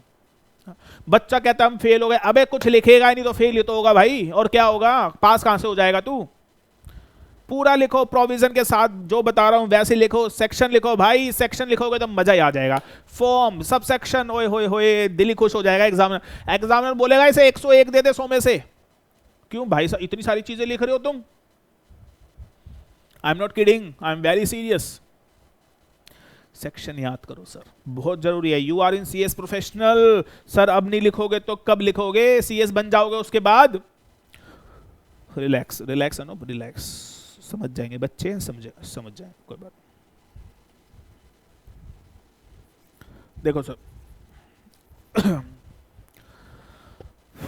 Now the next question, section 8 और 9, ये दो सेक्शन है. पहला क्वेश्चन क्या था, how the financial creditor make an application. अब क्वेश्चन है हाउ द ऑपरेशनल क्रेडिटर. अब क्या क्वेश्चन है, how the operational creditor file application. How the operational creditor file application. Operational creditor application कैसे फाइल करेगा. Is that okay with you. अब देखिए operational creditor application कैसे फाइल करेगा, तो इसका प्रोसेस ध्यान से देख लीजिएगा. स्टेप 1, ये ऑपरेशनल क्रेडिटर है. लो मेकर क्या, अच्छा ऑपरेशनल क्रेडिटर होते कौन है यार. Employees, that is creditors, that is suppliers, etcetera etcetera. बेटा ये होते हैं ऑपरेशनल क्रेडिटर्स. तो ये ऑपरेशनल क्रेडिटर होते हैं. तो लोमेकर बोलता है कि आप है ना डायरेक्टली एनसीएलटी के पास नहीं जाओगे और आप डायरेक्टली कंपनी को अप्लाई करो. तो मेक डिमांड, फर्स्ट स्टेप क्या है, मेक डिमांड. किसको, टू द कॉर्पोरेट डेटर. अरे वो कंपनी, कॉर्पोरेट डेटर का मतलब याद करो. कॉर्पोरेट डेटर का मतलब जल्दी बता दो, जल्दी जल्दी अपने मन में बोलो. कॉर्पोरेट डेटर का मतलब क्या था, याद है. कॉर्पोरेट डेटर मैंने बताया था, दैट इज जिसको पैसा देना है, जो enable to pay the debtor. और वो 3 तरीके थे, कंपनी, एलएलपी और एनी अदर एंटिटी. तो सर उसको बोलेगा अरे ओ प्यारी प्यारी कंपनी, अरे ओ कंपनी, अरे पैसे दे दे. कौन बोलेगा, ऑपरेशनल क्रेडिटर. किसको बोलेगा, कंपनी को. क्या, पैसे दे दो, पैसे दे दो. लेकिन ये जो दुष्ट है, ये दुष्ट कंपनी है, दुष्ट है ये दुष्ट कंपनी. ये इनकी बात सुनकर भी अगर इनका 10 दिन तक रिप्लाई नहीं आया, स्टेप नंबर 2, तो फिर operational creditor. Step number 3, make an application to the NCLT, make an application to the NCLT, और वो एप्लीकेशन एनसीएलटी को आप लगा दोगे और उसके अंदर आप बताओगे वही एविडेंस ऑफ डिफॉल्ट प्लस यहाँ पे प्रपोज करना ऑप्शनल है वहाँ पे प्रपोज करना मैंडेटरी था, यहाँ पे प्रपोज करना ऑप्शनल है। इसका रीजन सुन लो, फाइनेंशियल क्रेडिटर्स और बड़े बड़े बैंक्स और पीएफआई होते हैं, they know how to appoint financial, they know how to appoint resolution professional. ये ऑपरेशनल क्रेडिटर तो मासूम होते हैं, इन बेचारों को क्या पता कौन होते हैं रेजुलेशन प्रोफेशनल्स। लेकिन लॉ मेकर कहता है हम आपको ऑप्शन दे रहे हैं, अगर आप अपॉइंट प्रपोज करना चाहे तो कर लो, प्रपोज ना करना चाहो तो ना करो, एंड दैट इज एनसीएलटी। और एनसीएलटी 14 दिन का समय लेगा, वही सेम टू सेम ऊपर वाला, मैं रिवाइज इसको नहीं रिपीट कर रहा हूँ, सेम टू सेम। सारी कंडीशन सेटिस्फाइड हुई तो एक्सेप्ट कर लेगा, नहीं तो बोलो क्या करेगा, रिजेक्ट कर देगा। तो that is all about section 8 section 9। अब आप मुझे बताओ जल्दी से हमने क्या क्या डिस्कस कर लिया। हम डिस्कस कर चुके हैं सेक्शन 7, हम डिस्कस कर चुके हैं सेक्शन 8 9। अब हम क्या बात करेंगे, how the corporate debtor make an application to the NCLT for the revival of. हाँ जी, तो अब कॉर्पोरेट डेटर की बात कर रहे थे हम लोग, और कॉर्पोरेट डेटर क्या खुद भी एप्लीकेशन लगा सकते हैं एनसीएलटी को? Answer is yes. तो लॉ मेकर बोलता है हे कॉर्पोरेट डेटर, अगर तू एनसीएलटी को एप्लीकेशन लगाएगा तो एविडेंस ऑफ डिफॉल्ट देना पड़ेगा। सेम है सर, बिल्कुल सेम है। प्रपोज रेजुलेशन प्रोफेशनल, ये प्रपोज करना मैंडेटरी होगा भाई, ठीक है भाई। बस ऑपरेशनल क्रेडिटर में ऑप्शनल, बाकी मैंडेटरी। तीसरा, अपने बुक्स ऑफ अकाउंट देने पड़ेंगे, बताना पड़ेगा कि भाई आप क्यों रिवाइवल कराना चाहते हो, what is the reason behind that. And a copy of SR, special resolution की कॉपी, यानी कंपनी को अगर खुद लगाना चाहती है या कंपनी, तो कंपनी को खुद एक स्पेशल रेजुलेशन की कॉपी तो खुद एक स्पेशल रेजुलेशन पास करके कॉपी तो एनसीएलटी को लगानी पड़ेगी। और सेम टाइम है, एनसीएलटी 14 डेज में या तो एक्सेप्ट करेगा या तो रिजेक्ट। सारी कंडीशन सेटिस्फाइड है तो एप्लीकेशन एक्सेप्ट करेगा, अदरवाइज रिजेक्ट कर देगा। तो होपफुली सेक्शन 10 अब आपको सारी बातें समझ में आ गई होंगी। तो 3 लोग एप्लीकेशन लगा सकते थे सर, कौन कौन 3 लोग एप्लीकेशन लगा सकते थे? फाइनेंशियल क्रेडिटर, ऑपरेशनल क्रेडिटर और खुद। और ये सारे सेक्शन वाइज मैंने आपको समझा दिया है कि क्या है, क्यों है और कैसे है। चलिए सर आगे बढ़ते हैं। नाउ सेक्शन सेक्शन 10 के बाद अब एक बहुत इंपॉर्टेंट सेक्शन है, दैट इज सेक्शन नंबर 12। अब एक सवाल ये है, that is time of completing the insolvency resolution process. जो ये पूरा प्रोसेस है, ये प्रोसेस कब तक कैसे खत्म होना चाहिए, कब कितने टाइम में खत्म हो जाना चाहिए? ध्यान से सुनना। ये आपने एनसीएलटी को एप्लीकेशन लगाई, चार्ट देखिए, ये आपने एनसीएलटी को एप्लीकेशन लगाई, एप्लीकेशन लगाने के बाद एनसीएलटी ने एप्लीकेशन एडमिट कर ली,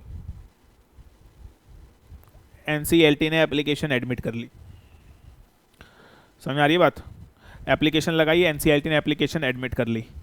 एडमिट जिस दिन करोगे उसको बोला जाएगा इंसॉल्वेंसी कमेंसमेंट डेट, कि आपकी इंसॉल्वेंसी स्टार्ट हो गई, इंसॉल्वेंसी कमेंसमेंट डेट। ध्यान से सुनना मेरी बात। उसके बाद बड़े सारे स्टेप नीचे आएंगे, राइट। और उसके बाद दैट इज बड़े सारे स्टेप क्या, रेजुलेशन प्लान बनेगा, सीओसी क्रिएट होगी, मीटिंग होगी एंड ऑल, वो सब बता दिया था मैंने। उसके बाद यहाँ पे रेजुलेशन प्लान बनेगा, रेजुलेशन प्लान बनने के बाद रेजुलेशन प्लान सीओसी अप्रूव करेगा। मैं अब लिख ही रहा हूँ सारे सीओसी, या फिर मैं पूरा लिख देता हूँ, पूरा ही लिख लो भाई। अब यहाँ पे क्या होगा, दैट इज एप्लीकेशन एडमिट हो गई और एनसीएलटी अब बड़े सारे ऑर्डर दे देगा, और क्या मैं बोलूँ, एनसीएलटी आईआरपी अपॉइंट कर देगा, आईआरपी कमिटी सीओसी क्रिएट कर देगी। सीओसी क्रिएट होने के बाद दैट इज रेजुलेशन प्लान बनेगा, रेजुलेशन प्लान सीओसी अप्रूव करेगी, और फिर अब मैं इस सिंपली लिख रहा हूँ सीओसी रेजुलेशन प्लान अप्रूव कर देगी। चलो, सीओसी रेजुलेशन प्लान अप्रूव कर देगी, और फाइनली स्टेप क्या आएगा, that is NCLT plan approve कर देगी, एनसीएलटी प्लान अप्रूव कर देगी। बात समझ में आ गई? एनसीएलटी प्लान अप्रूव कर देगी। तो मैं ये कह रहा हूँ, लॉ मेकर ये पूछ रहा है आपसे, जिस दिन एप्लीकेशन मतलब इंसॉल्वेंट आईआरपी प्रोसेस स्टार्ट हुआ, दैट इज जिस दिन आईआरपी प्रोसेस स्टार्ट हुआ, यहाँ से लेकर यहाँ तक, जब आईआरपी प्रोसेस स्टार्ट हुआ बच्चों, यहाँ से लेकर यहाँ तक, ये जो टाइम पीरियड है, ये कितने दिन में ये पूरा इसको बोला जाता है इंसॉल्वेंसी रेजुलेशन टाइम पीरियड। ये कितने दिन में कंप्लीट हो जाना चाहिए? इंसॉल्वेंसी रेजुलेशन प्रोसेस का जो ये टाइम है, मतलब जब से आपकी एप्लीकेशन एडमिट हुई है और ये जितना भी नीचे ड्रामा है और रेजुलेशन प्लान अप्रूव होने तक, तो यहाँ से लेकर यहाँ तक कितना टाइम होना चाहिए, ये बात सेक्शन 12 में लिखी हुई है। और लॉ मेकर बोलता है कि ये जो पूरा प्रोसेस है ये 180 दिन में ख़त्म हो जाना चाहिए। How many days? 180 दिन में ख़त्म हो जाना चाहिए। एंड आप एनसीएलटी से 90 दिन के एक्सटेंशन भी मांग सकते हो, यानी टोटल ये प्रोसेस मैक्सिमम 270 दिन के अंदर खत्म हो जाना चाहिए। मेरी बात समझ में आ गई? फिर एक अमेंडमेंट आई कि 330 दिन में खत्म होना चाहिए। मेरी बात समझ में आ रही है? ये 330 दिन का चक्कर थोड़ी देर में बताऊंगा, पहले ध्यान से सुन लो। पहले भी 270 ही था, अभी भी 270 ही है। सर बहुत ज़्यादा एक कन्फ्यूज़न है लोगों को, यहाँ पे लोग गलत पढ़ रहे हैं, यहाँ पे इंटरप्रेट गलत कर रहे हैं। ध्यान से सुनना सर, आपको ये पूरा रिवाइवल प्रोसेस 180 दिन में खत्म करना है। मैक्सिमम 90 दिन की एक्सटेंशन मिल सकती है, एनसीएलटी आपको 90 दिन से ज़्यादा एक्सटेंशन नहीं देगा। पहले भी आपको रिवाइवल प्रोसेस 270 दिन में खत्म करना था, आज भी रिवाइवल प्रोसेस आपको 270 दिन में खत्म करना है। लेकिन सवाल है फिर ये 330 दिन का फंडा क्या है, तो ध्यान से सुन लेना। 270 दिन में अब है ना, ओरिजिनल क्लास अगर आप देखेंगे मेरी, जिन बच्चों ने वो क्लास ली हुई है, तो उसके अंदर तो मैंने 5-5 केस लो के साथ फुल लॉजिक एंड रीजनिंग के साथ बताया था कि ये 270 330 क्यों बना है। लेकिन अब यहाँ पे मैं आपको फुल डिटेल तो नहीं बताऊंगा और वो केस लो भी नहीं बताऊंगा। अब यहाँ पे बस आप इतना समझ लो, पहले अब ध्यान से सुनना, एक बार आखिरी बार बताऊंगा, एक ही बार बताऊंगा कि पहले 270 दिन थे और उस 270 दिन में लो बोलता था कि 270 दिन में रिवाइवल करते टाइम अगर कंपनी के ऊपर कोई प्रोसीडिंग वगैरह या कंपनी किसी भी वजह से अगर कोर्ट के अंदर कचहरी के अंदर किसी भी वजह से अगर केस फंस गया, किसी भी वजह से अगर कोई कंपनी के ऊपर प्रोसीडिंग चल पड़ी, तो 270 दिन में उस टाइम को कंसीडर नहीं करेंगे। तो हो क्या रहा था, 270 दिन में अगर कंपनी कोर्ट कचहरी के चक्कर में फंस रही थी तो कई कई महीने गुजर जा रहे थे और 270 दिन में वो काउंट होता ही नहीं था और अननेसेसरी आईआरपी का प्रोसेस बढ़ रहा था, टाइम पीरियड बढ़ रहा था। इसलिए लॉ मेकर ने एक कंडीशन लगा दी, the entire revival process shall be completed within 330 days including the litigation period. मतलब कंपनी का जो लिटिगेशन पीरियड है, यानी अब लिटिगेशन चल रही है नहीं चल रही है डजंट मैटर, लेकिन ये पूरा रिवाइवल प्रोसेस 330 दिन में खत्म हो जाना चाहिए। मतलब जो ये एक्स्ट्रा 270 दिन जमा में जो ये एक्स्ट्रा 60 डेज आपको मिले हैं और ये 330 हो गए हैं, ये 60 दिन का मतलब ये नहीं है कि एनसीएलटी आपको फर्दर 60 दिन की एक्सटेंशन दे देगा। ये 60 दिन इसलिए दिए गए हैं, अगर कंपनी लिटिगेशन में फंस गई है तो वो लिटिगेशन का पीरियड 60 डेज लॉ मेकर कह रहा है। सब कुछ मिला जुला के company the NCLT shall finish the पूरा entire resolution process within 330 days. Are you getting that? समझ में आई बात? अगर आपको ये बात समझ में आ गई हो तो ठीक है, ना आई हो तो कमेंट बॉक्स में लिख देना। मैं एक वीडियो इसके ऊपर डाल दूंगा, मेरे जो फुल फ्लैज क्लास की वीडियो है उसके अंदर मैंने आधा घंटा सिर्फ इसी बात में लगाया है, सिर्फ यही चीज़ समझाने में लगाया है कि 270 को 330 करने का क्या लॉजिक है, व्हाट इज़ द लॉजिक, और उसके अंदर कई सारे केस लो का रेफरेंस दे के समझाया है। अगर आपको मेरी बात अगर इन चंद शब्दों में समझ में आ गई है तो ठीक है, नहीं आई है तो कमेंट बॉक्स में लिखिएगा कि सर प्लीज़ वो वीडियो डाल दीजिए, तो वो फुल फ्लैज वीडियो भी मैं आपके लिए डाल दूंगा, आप देख लीजिएगा। And I am telling you will enjoy the logic कि ऐसा क्यों हुआ है। लेकिन यहाँ पर अब मैं रिवीजन करते टाइम वो सेक्शन 12 में अब इससे ज़्यादा नहीं जाऊँगा, नहीं तो बहुत टाइम लग जाएगा। तो दैट इज़ ऑल अबाउट। लेकिन समझ में आया आपको? तो 330 दिन, अब दोबारा सुन लो, 180 दिन ही है, एक्सटेंशन भी बस 90 दिन की होगी, यानी अभी भी 270 दिन ही है, लेकिन टोटल मिला के आपको अपना जो रेजुलेशन प्रोसेस का टेन्योर है वो 330 दिन में आपको रिवाइवल खत्म करना ही करना है, रिवाइवल प्रोसेस खत्म करना ही करना है। एक्सटेंशन भी आज एनसीएलटी 90 दिन से ज़्यादा नहीं दे सकता। एनीवेज, सेक्शन 12 आगे आइए। अब सेक्शन 13 क्या बोलता है? सेक्शन 13 तो कुछ भी नहीं बोलता। सेक्शन 13 से ये बोलता है अब एनसीएलटी 3 ऑर्डर देगा, और सेक्शन 13 में तो सिर्फ ये लिखा है कि NCLT on admitting the application will give 3 order. तो सेक्शन 13 खत्म हो गया, और वो मैंने आपको बता दिया था वो 3 ऑर्डर क्या है। That is moratorium period, public notice newspaper के थ्रू, और that is order number 3 appointment of interim resolution professional. वहाँ पे तो थोड़ा थोड़ा बता दिया था, अब डिटेल में सुन लीजिएगा। एनसीएलटी मोराटोरियम पीरियड फिक्स कर देगा, और मोराटोरियम पीरियड के अंदर बोलेगा सेक्शन 14 के थ्रू ऑर्डर देगा, और एनसीएलटी नीचे लिखी हुई चीज़ों को प्रोहिबिट कर देगा। मतलब जब तक मोराटोरियम पीरियड चलेगा तब तक ये सारी चीज़ें कंपनी नहीं कर सकती, कंपनी के ऊपर नहीं हो सकती। सबसे पहले, अब जब तक रिवाइवल खत्म नहीं हो जाता, अच्छा मोराटोरियम पीरियड खत्म कब होगा? जब एनसीएलटी रेजुलेशन प्लान को अप्रूव कर देगा। तो सर सेक्शन 14 क्या कहता है? सेक्शन 14 सेज, ध्यान से सुनना मेरी बात अब। सेक्शन 14 सेज एक चीज़ को बता दो पहले, ये लिख लो, ये जो चार्ट बनाया था ना, मोराटोरियम पीरियड यहाँ पे स्टार्ट होगा, मोराटोरियम पीरियड स्टार्ट यहाँ होगा, और मोराटोरियम पीरियड एंड यहाँ होगा। इसको लिख लो, एंड यहाँ होगा,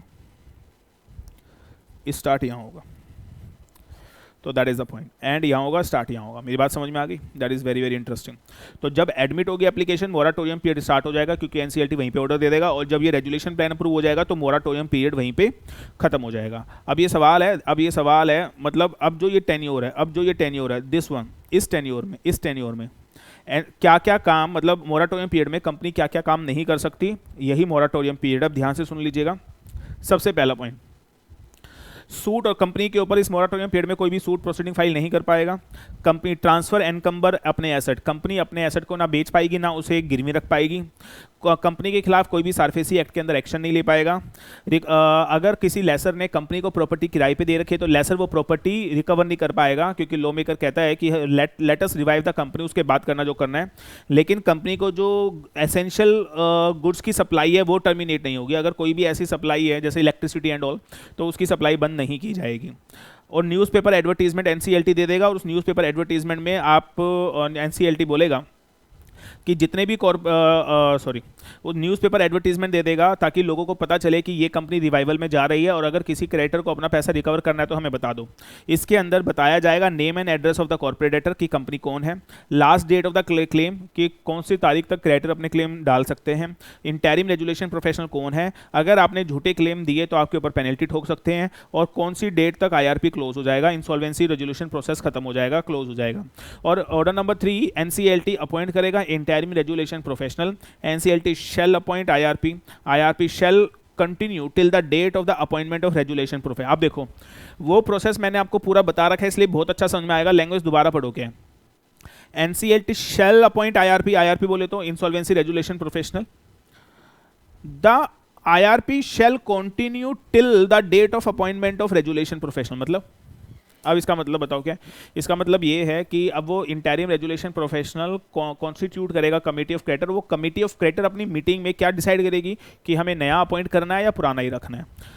तो दैट इज समथिंग गिवन। तो that is section 14, section 15, section 16 section के साथ लिखिएगा। I am saying again and again. तो that is something very important. आगे बढ़े, प्रोसेस देखो, अब वो डिटेल में आगे बढ़े। और बड़े इसमें वैसे बड़े सारे केस लॉ भी कनेक्टेड होते हैं, बड़े सारे केसेस कनेक्टेड होते हैं केस लॉस, लेकिन केस लॉ तो मैं आपको करवा नहीं रहा हूँ। अच्छा, अब यहाँ तक बात समझ में आ गई? हाँ जी बच्चों, लिख जरूर लेना। I am requesting you again, that is very important. I am giving you few second, तो फटाफट कोशिश करें, लिखें जल्दी से।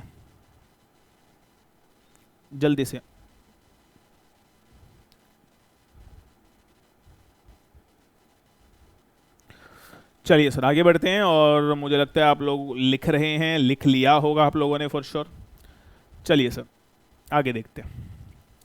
नेक्स्ट सेक्शन देखिए, दैट इज गिवन, और section 17 that is management of affairs of the company. Section 17 क्या कहता है? Section 17 is all about management of affairs of the company. एक चीज समझना, एक कंपनी अब 3 स्टेजेस में हो सकती है। कंपनी गोइंग कंसर्न हो सकती है, जल्दी बताओ। अगर कंपनी गोइंग कंसर्न है तो कंपनी का सारा कंट्रोल किसके पास होगा? डायरेक्टर्स के पास। कंपनी वाइंडिंग अप में हो सकती है। अगर कंपनी वाइंडिंग अप में है तो सारा कंट्रोल किसके पास होगा? लिक्विडेटर के पास। Can you anticipate? मैं तीसरा पॉइंट क्या लिखने वाला हूँ, बोलो। या तो कंपनी हो सकती है रिवाइवल में, revival is a third phase. तो अगर रिवाइवल में हो सकती है तो सारा कंट्रोल किसके पास होगा? ऑब्वियस है इंटरिम रेजुलेशन प्रोफेशनल के पास। तो ये 3 स्टेज होती है कंपनी की। तो ये तो हमने आपको बता दिया। सेक्शन 17 क्या कह रहा है? What section 17 is saying? 17 is saying जैसे ही इंटरिम रेजुलेशन प्रोफेशनल होगा तो management of corporate debt, CD मतलब compact desk, no sir, CD मतलब कॉर्पोरेट डेटर। तो जो भी कॉर्पोरेट डेटर का जितना भी मैनेजमेंट है वो किसके कंट्रोल में आ जाएगा? Interim resolution professional. मैं बता ही चुका हूँ। बोर्ड ऑफ डायरेक्टर की पावर सस्पेंड हो जाएगी। Officer manager of the company, जो कंपनी के ऑफिसर होंगे, मैनेजर होंगे, वो किसको रिपोर्ट करेंगे? इंटरिम रेजुलेशन प्रोफेशनल को। And banks account shall be act on the behalf of the IRP. और जो भी कंपनी के बैंक्स अकाउंट होंगे वो किसके इशारों पे अब काम करेंगे? On the instruction given by the interim resolution professional. तो that is something simple, that is something given over there as per section 17। Simple सा सेक्शन है, पेपर में आ जाए तो फ्री के नंबर है, 3 से 4 मार्क का सेक्शन 17 आ सकता है। Duties of interim resolution professional. और ये जो इंटरिम रेजुलेशन प्रोफेशनल है, इन भैया की क्या क्या ड्यूटी होगी एक बार देख लेते हैं।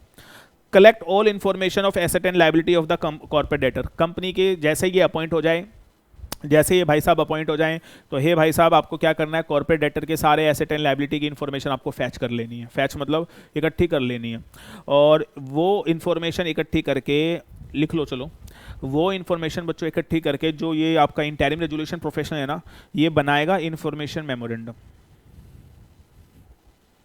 ये क्या बनाएगा, इन्फॉर्मेशन मेमोरेंडम।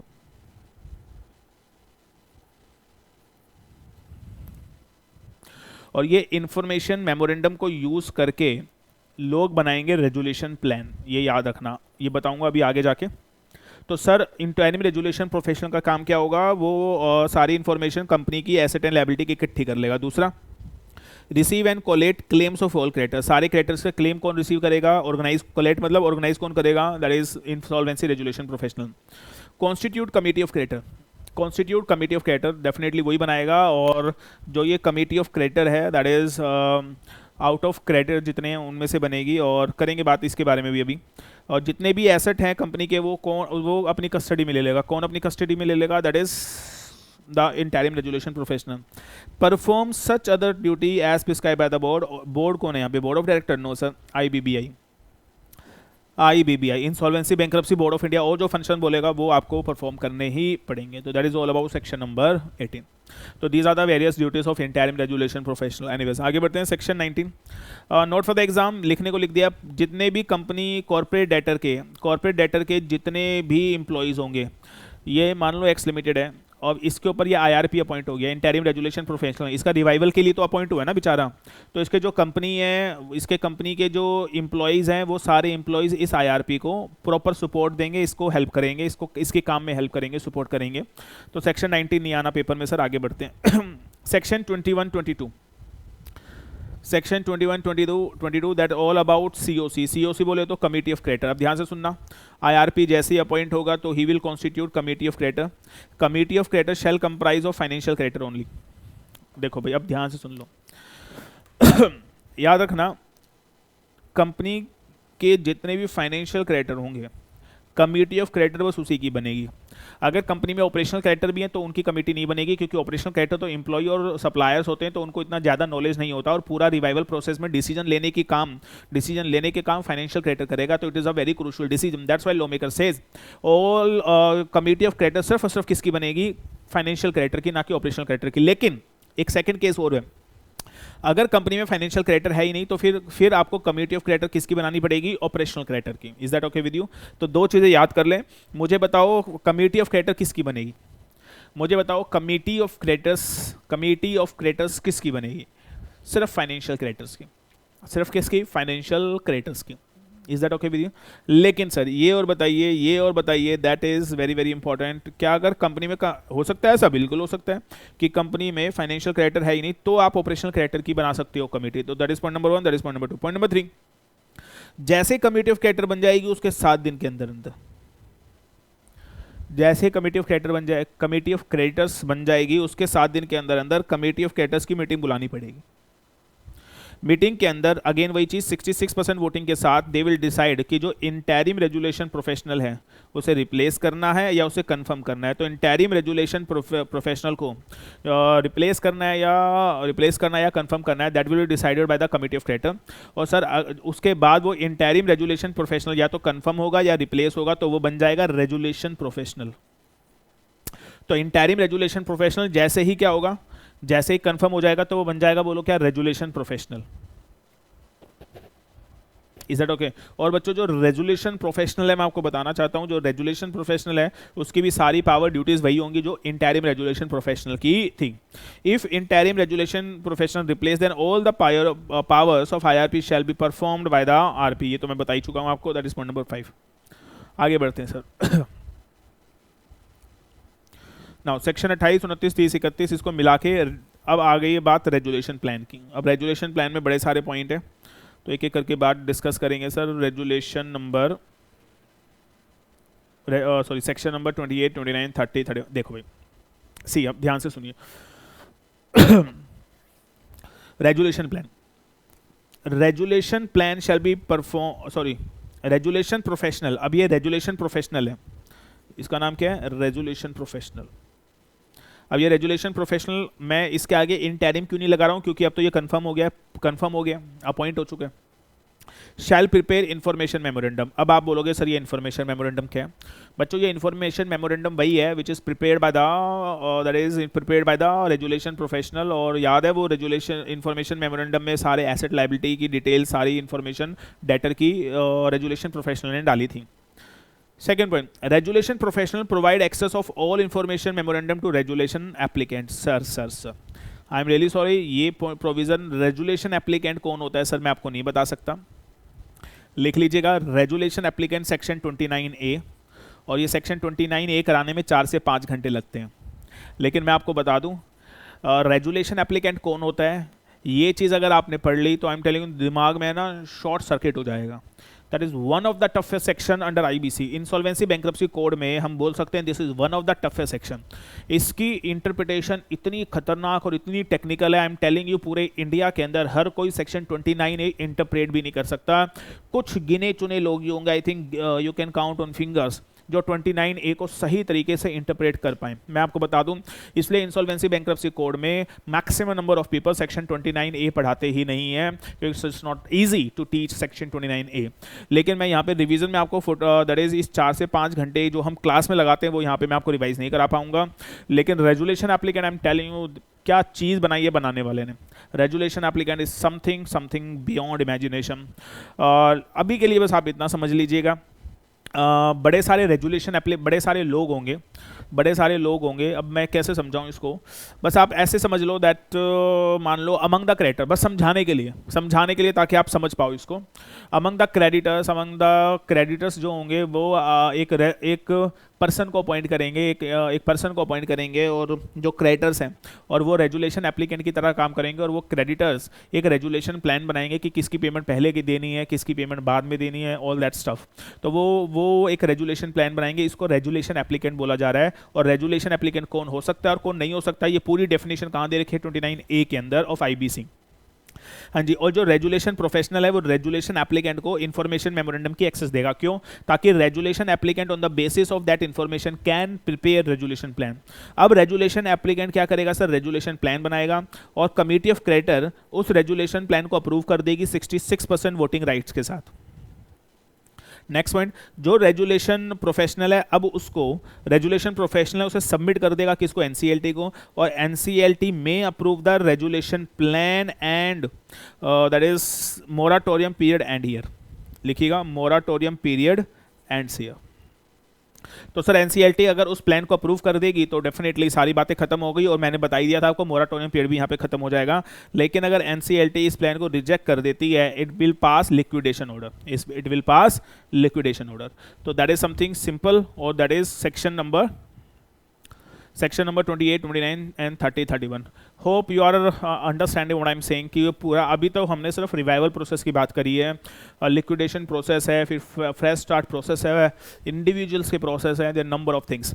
लेकिन अभी हम सिर्फ और सिर्फ किसके ऊपर बात कर रहे हैं और किसके ऊपर फोकस हैं, that is only revival process. चलिए सर अब आगे सुन लीजिए। तो सर अब अगर रिवाइवल प्रोसेस, अगर एनसीएलटी को प्लान पसंद नहीं आया तो एनसीएलटी क्या करेगा, उस प्रोसेस को क्या कर देगा, फिनिश कर देगा। उस प्रोसेस को क्या कर देगा, बोलो, फिनिश कर देगा, और लिक्विडेशन ऑर्डर दे देगा। अब इसके साथ एक अटैच कर लीजिए सेक्शन 33 अटैच कर लीजिए, that is very important. Section 33 की हेडिंग क्या है, लिक्विडेशन प्रोसेस, और कौन कौन से ऐसे सर्कमस्टांसिस है, cases when NCLT may give liquidation order. NCLT may give liquidation orders. Liquidation का ऑर्डर NCLT कब कब दे सकता है, ये एक एक करके समझने वाली चीज़ है। तो अब इसी के ऊपर हम लोग बात कर रहे हैं, ध्यान से सुनिए। दोबारा, कौन कौन से ऐसे केसेस हैं। अभी रिवाइवल, तो अब देखो रिवाइवल का जो कॉन्सेप्ट था वो कहाँ तक खत्म हो गया। आई वुड से अगर यहाँ पे देखो, अगर NCLT ने रेजुलेशन प्लान अप्रूव कर दिया, तो in that very case moratorium period खत्म हो जाएगा, और फिर तो रेजुलेशन प्लान एप्लीकेबल करेंगे, इंप्लीमेंट करेंगे, और कंपनी को रिवाइव करने की कोशिश की जाएगी। लेकिन अगर एनसीएलटी को रेजुलेशन प्लान समझ में नहीं आया तो वो रेजुलेशन प्लान रिजेक्ट कर देगा, and it will pass what, a liquidation order. आगे बढ़ते हैं। अब क्वेश्चन क्या है मेरे पास, क्वेश्चन क्या है, ध्यान से सुन लीजिएगा। क्वेश्चन ये है कि कब एनसीएलटी लिक्विडेशन ऑर्डर पास कर सकता है, that is a big question. तो सर अब देखिएगा पहला केस एनसीएलटी लिक्विडेशन ऑर्डर कब पास कर सकता है, पहला केस ध्यान से देखिएगा। And the first case is if NCLT doesn't receive resolution plan with in the prescribe time. कोई बता सकता है resolution with in the prescribe time, याद है वो 180 दिन, 90 दिन, 330 दिन। तो उस टेन्योर के अंदर अगर एनसीएलटी को रेजुलेशन प्लान रिसीव नहीं हुआ, उस टेन्योर के अंदर अगर एनसीएलटी को रेजुलेशन प्लान उस टेन्योर के अंदर अगर एनसीएलटी को रेजुलेशन प्लान रिसीव नहीं हुआ, समझ में आ रहा है आपको? तो सर एनसीएलटी को गुस्सा आएगा, बोलेगा तुम्हें इतना टाइम दे दिया तो उसके बाद भी रेजुलेशन प्लान तुमने बना के नहीं दिया। तो एनसीएलटी फाइनली बोल देगा कि रेजुलेशन प्लान हम मान रहे हैं बन ही नहीं सकता, और आपने रेजुलेशन प्लान बना के नहीं दिया तो हम मान के चल रहे हैं रेजुलेशन प्लान आपके बस की नहीं बनाना, and company can not revive. तो एनसीएलटी इस केस में लिक्विडेशन ऑर्डर दे सकता है। एनसीएलटी में गिव लिक्विडेशन ऑर्डर। कुछ आई बात समझ में? दोबारा देखो क्या लिखा है, if NCLT doesn't receive resolution plan. मैंने क्या बोला? If NCLT doesn't receive the resolution plan, अगर एनसीएलटी को रेजुलेशन प्लान नहीं मिला, दोबारा, if NCLT doesn't receive the resolution plan with in the prescribe time, और वो जो टाइम बताया था, अगर एनसीएलटी को तुम रेजुलेशन प्लान नहीं बताओगे तो फिर कंपनी एनसीएलटी लिक्विडेशन का ऑर्डर दे देगा। दैट इज समथिंग सिंपल, समझ में आती है बात। दूसरा if NCLT reject the resolution plan, ये क्या मैं बता चुका हूं आपको, तो भी एनसीएलटी लिक्विडेशन ऑर्डर दे देगा। तीसरा बीच में और लिख लेना भाई, if during the interim resolution process, अब देखो रिवाइवल प्रोसेस चल रहा है, याद है वो पूरा प्रोसेस है, वो पूरा प्रोसेस चल रहा है और कमेटी ऑफ क्रेडिटर 66 वोट के साथ एनसीएलटी को अप्लाई कर देती है कि रिवाइवल वगैरह छोड़ो, सारे क्रेडिटर इस सहमति में हैं, और कितने क्रेडिटर, 66% क्रेडिटर की वोटिंग हो गई है कि रिवाइवल छोड़ो, हम रिवाइवल के चक्कर में नहीं जाना चाहते, एनसीएलटी को अप्लाई कर देते हैं कि आप प्लीज़ लिक्विडेशन का ऑर्डर दे दो, तो भी एनसीएलटी लिक्विडेशन का ऑर्डर दे सकते हैं। तो that is something simple. Is that okay? मतलब ये रिवाइवल प्रोसेस चल रहा है, इस रिवाइवल प्रोसेस में मैं कह रहा हूँ बच्चों, इस रिवाइवल प्रोसेस में क्या कह रहा हूँ मैं, इस रिवाइवल प्रोसेस में कि अब कमेटी ऑफ क्रेडिटर के दिमाग में कुछ फितूर उठता है, कहते हैं 66% वोटिंग करते हैं और 66% वोटिंग करने के बाद बोलते हैं कि हमें नहीं चाहिए, हम तो क्या कर रहे हैं, we are applying to the NCLT की कंपनी को लिक्विडेट कर दो। तो एनसीएलटी को लगता है कि अब जब maximum majority of the creditor इसी सहमति में कि रिवाइव नहीं करना, लिक्विडेट कर दो, तो एनसीएलटी लिक्विडेशन का ऑर्डर दे सकते हैं। लास्ट बट नॉट लीस्ट, अब ये क्या कहता है, ध्यान से देखिएगा, that is if resolution plan approved is contravened by the corporate debtor or any other person। Sir अब देखो रेजुलेशन प्लान अप्रूव हो गया, एनसीएलटी ने पता नहीं कितने क्या कहते हैं, कितना कुछ सोचकर मेहनत करके रेजुलेशन प्लान बनवाया और उसे अप्रूव किया, और इस दुष्ट कंपनी ने जो कॉर्पोरेट डेटर है या फिर किसी और पर्सन ने रेजुलेशन प्लान के टर्म्स एंड कंडीशन को कंट्रावीन कर दिया। तो लॉ मेकर कहता है एनसीएलटी को गुस्सा आ सकता है और एनसीएलटी लिक्विडेशन का ऑर्डर तो दे सकता है, और इन 4 सिचुएशन हो गई हैं, सिचुएशन 1, सिचुएशन 2, हाँ सिचुएशन 1, सिचुएशन 2, और एनसीएलटी बोलता है इन चारों सिचुएशंस में, एनसीईआरटी बोलता है, कहाँ गया, इन चारों सिचुएशन में याद रखिएगा, जैसे ही इन ऑल द सिचुएशन, जैसे ही कंपनी लिक्विडेशन में जाएगी तो नो सूट और other legal proceeding shall be instituted against the corporate debtor. अब कंपनी के खिलाफ कोई भी सूट वगैरह आप फाइल नहीं कर पाओगे, और मैं आपको बता दूं resolution professional will act as a liquidator in that case. तो सर और यहाँ पे स्टार्ट हो जाएगा, और यहीं से जब लिक्विडेशन का ऑर्डर आएगा इन 4 केसेस में, देखो हेलो, इन 4 केसेस में जब लिक्विडेशन का ऑर्डर आएगा तो सर स्टार्ट हो जाएगा, बोलो क्या, liquidation process. Are you getting? मैंने स्टार्टिंग में क्या बोला था, व्हाट आई टॉट यू, मैंने क्या समझाया आपको, मैंने आपको ये बताया था कि जो ये इंसॉल्वेंसी बैंक्रप्सी कोड है, 4 पार्ट में डिवाइड है। पहले हम रिवाइवल करेंगे और फिर लिक्विडेशन में जाएंगे। और मैंने बोला इफ कंपनी, पहले क्या होता था, एक बार दोबारा, पहले क्या होता था, if company unable to pay the date, पहले क्या होता था, if company unable to pay the dates, जब company unable to pay the dates है तो उस केस के अंदर if company unable to pay the debt, तो पहले वाइंड अप में चले जाते थे, लेकिन अब वाइंडिंग अप में जाना बंद कर दिया। अब सिर्फ और सिर्फ क्या करने लगे, अब एनसीएलटी में जाएं और एनसीएलटी में रिवाइवल के लिए जाएं, और if revival is not possible तो वाइंड अप में जाएं। तो मैंने अभी आपको पूरा रिवाइवल का प्रोसेस फटाफट फास्ट ट्रैक बेसिस पे रिवाइज करा दिया है कि सर रिवाइवल कैसे होगा, and hope you have understood every bit of it. और दैट इज और अगर रिवाइवल प्रोसेस, और अगर बच्चों रिवाइवल प्रोसेस जो है वो कामयाब नहीं हुआ, what ever the reason it may be, तो फिर एनसीएलटी, बड़े सारे केसेस मैंने आपको बताए, आपको वाइंड अप का ऑर्डर, लिक्विडेशन का order, liquidation winding up is the same thing, liquidation winding up is the same thing. कई बार तो बच्चा बोल देता है what is the difference between winding up and liquidation, मेरे डफर सेम है। तो दैट इज लिक्विडेशन प्रोसेस, और I would say in 4 cases में लिक्विडेशन का ऑर्डर दे देंगे, और अगर लिक्विडेशन का ऑर्डर आ गया तो in that very case liquidation process start हो जाएगा। लेकिन ये वाला लिक्विडेशन होगा एज पर कंपनीज एक्ट या IBC 2016, as per IBC 2016, not as per companies act 2013। Are you getting? तो ये था पूरा रिवाइवल प्रोसेस, और रिवाइवल प्रोसेस के बाद आप मुझे बताओ अब क्या स्टार्ट हो जाएगा, बोलो, liquidation process. Have you understand? Hopefully आपको ये सारी बातें समझ में आ गई होंगी। तो आज मैंने आपको रिवाइवल प्रोसेस पूरा ख़त्म करा दिया है, एंड होपफुली आपको सारी चीज़ें समझ में आ गई होंगी। अब आप लोग क्या करेंगे, घर पे जाके बुक उठाएंगे और बुक के अंदर आप ये पूरा पढ़ना शुरू कर देंगे, रिवाइवल प्रोसेस पूरा पढ़ना स्टार्ट कर देंगे कि क्या लिखा हुआ है और क्या क्या, बुक को पढ़ना शुरू करें। मेरे कॉन्सेप्ट समझने के बाद बुक से पढ़ना स्टार्ट करें। मैं कह रहा हूँ आपको एक एक चीज़ आपको ईजिली समझ में आ जाएगी। Are you getting that?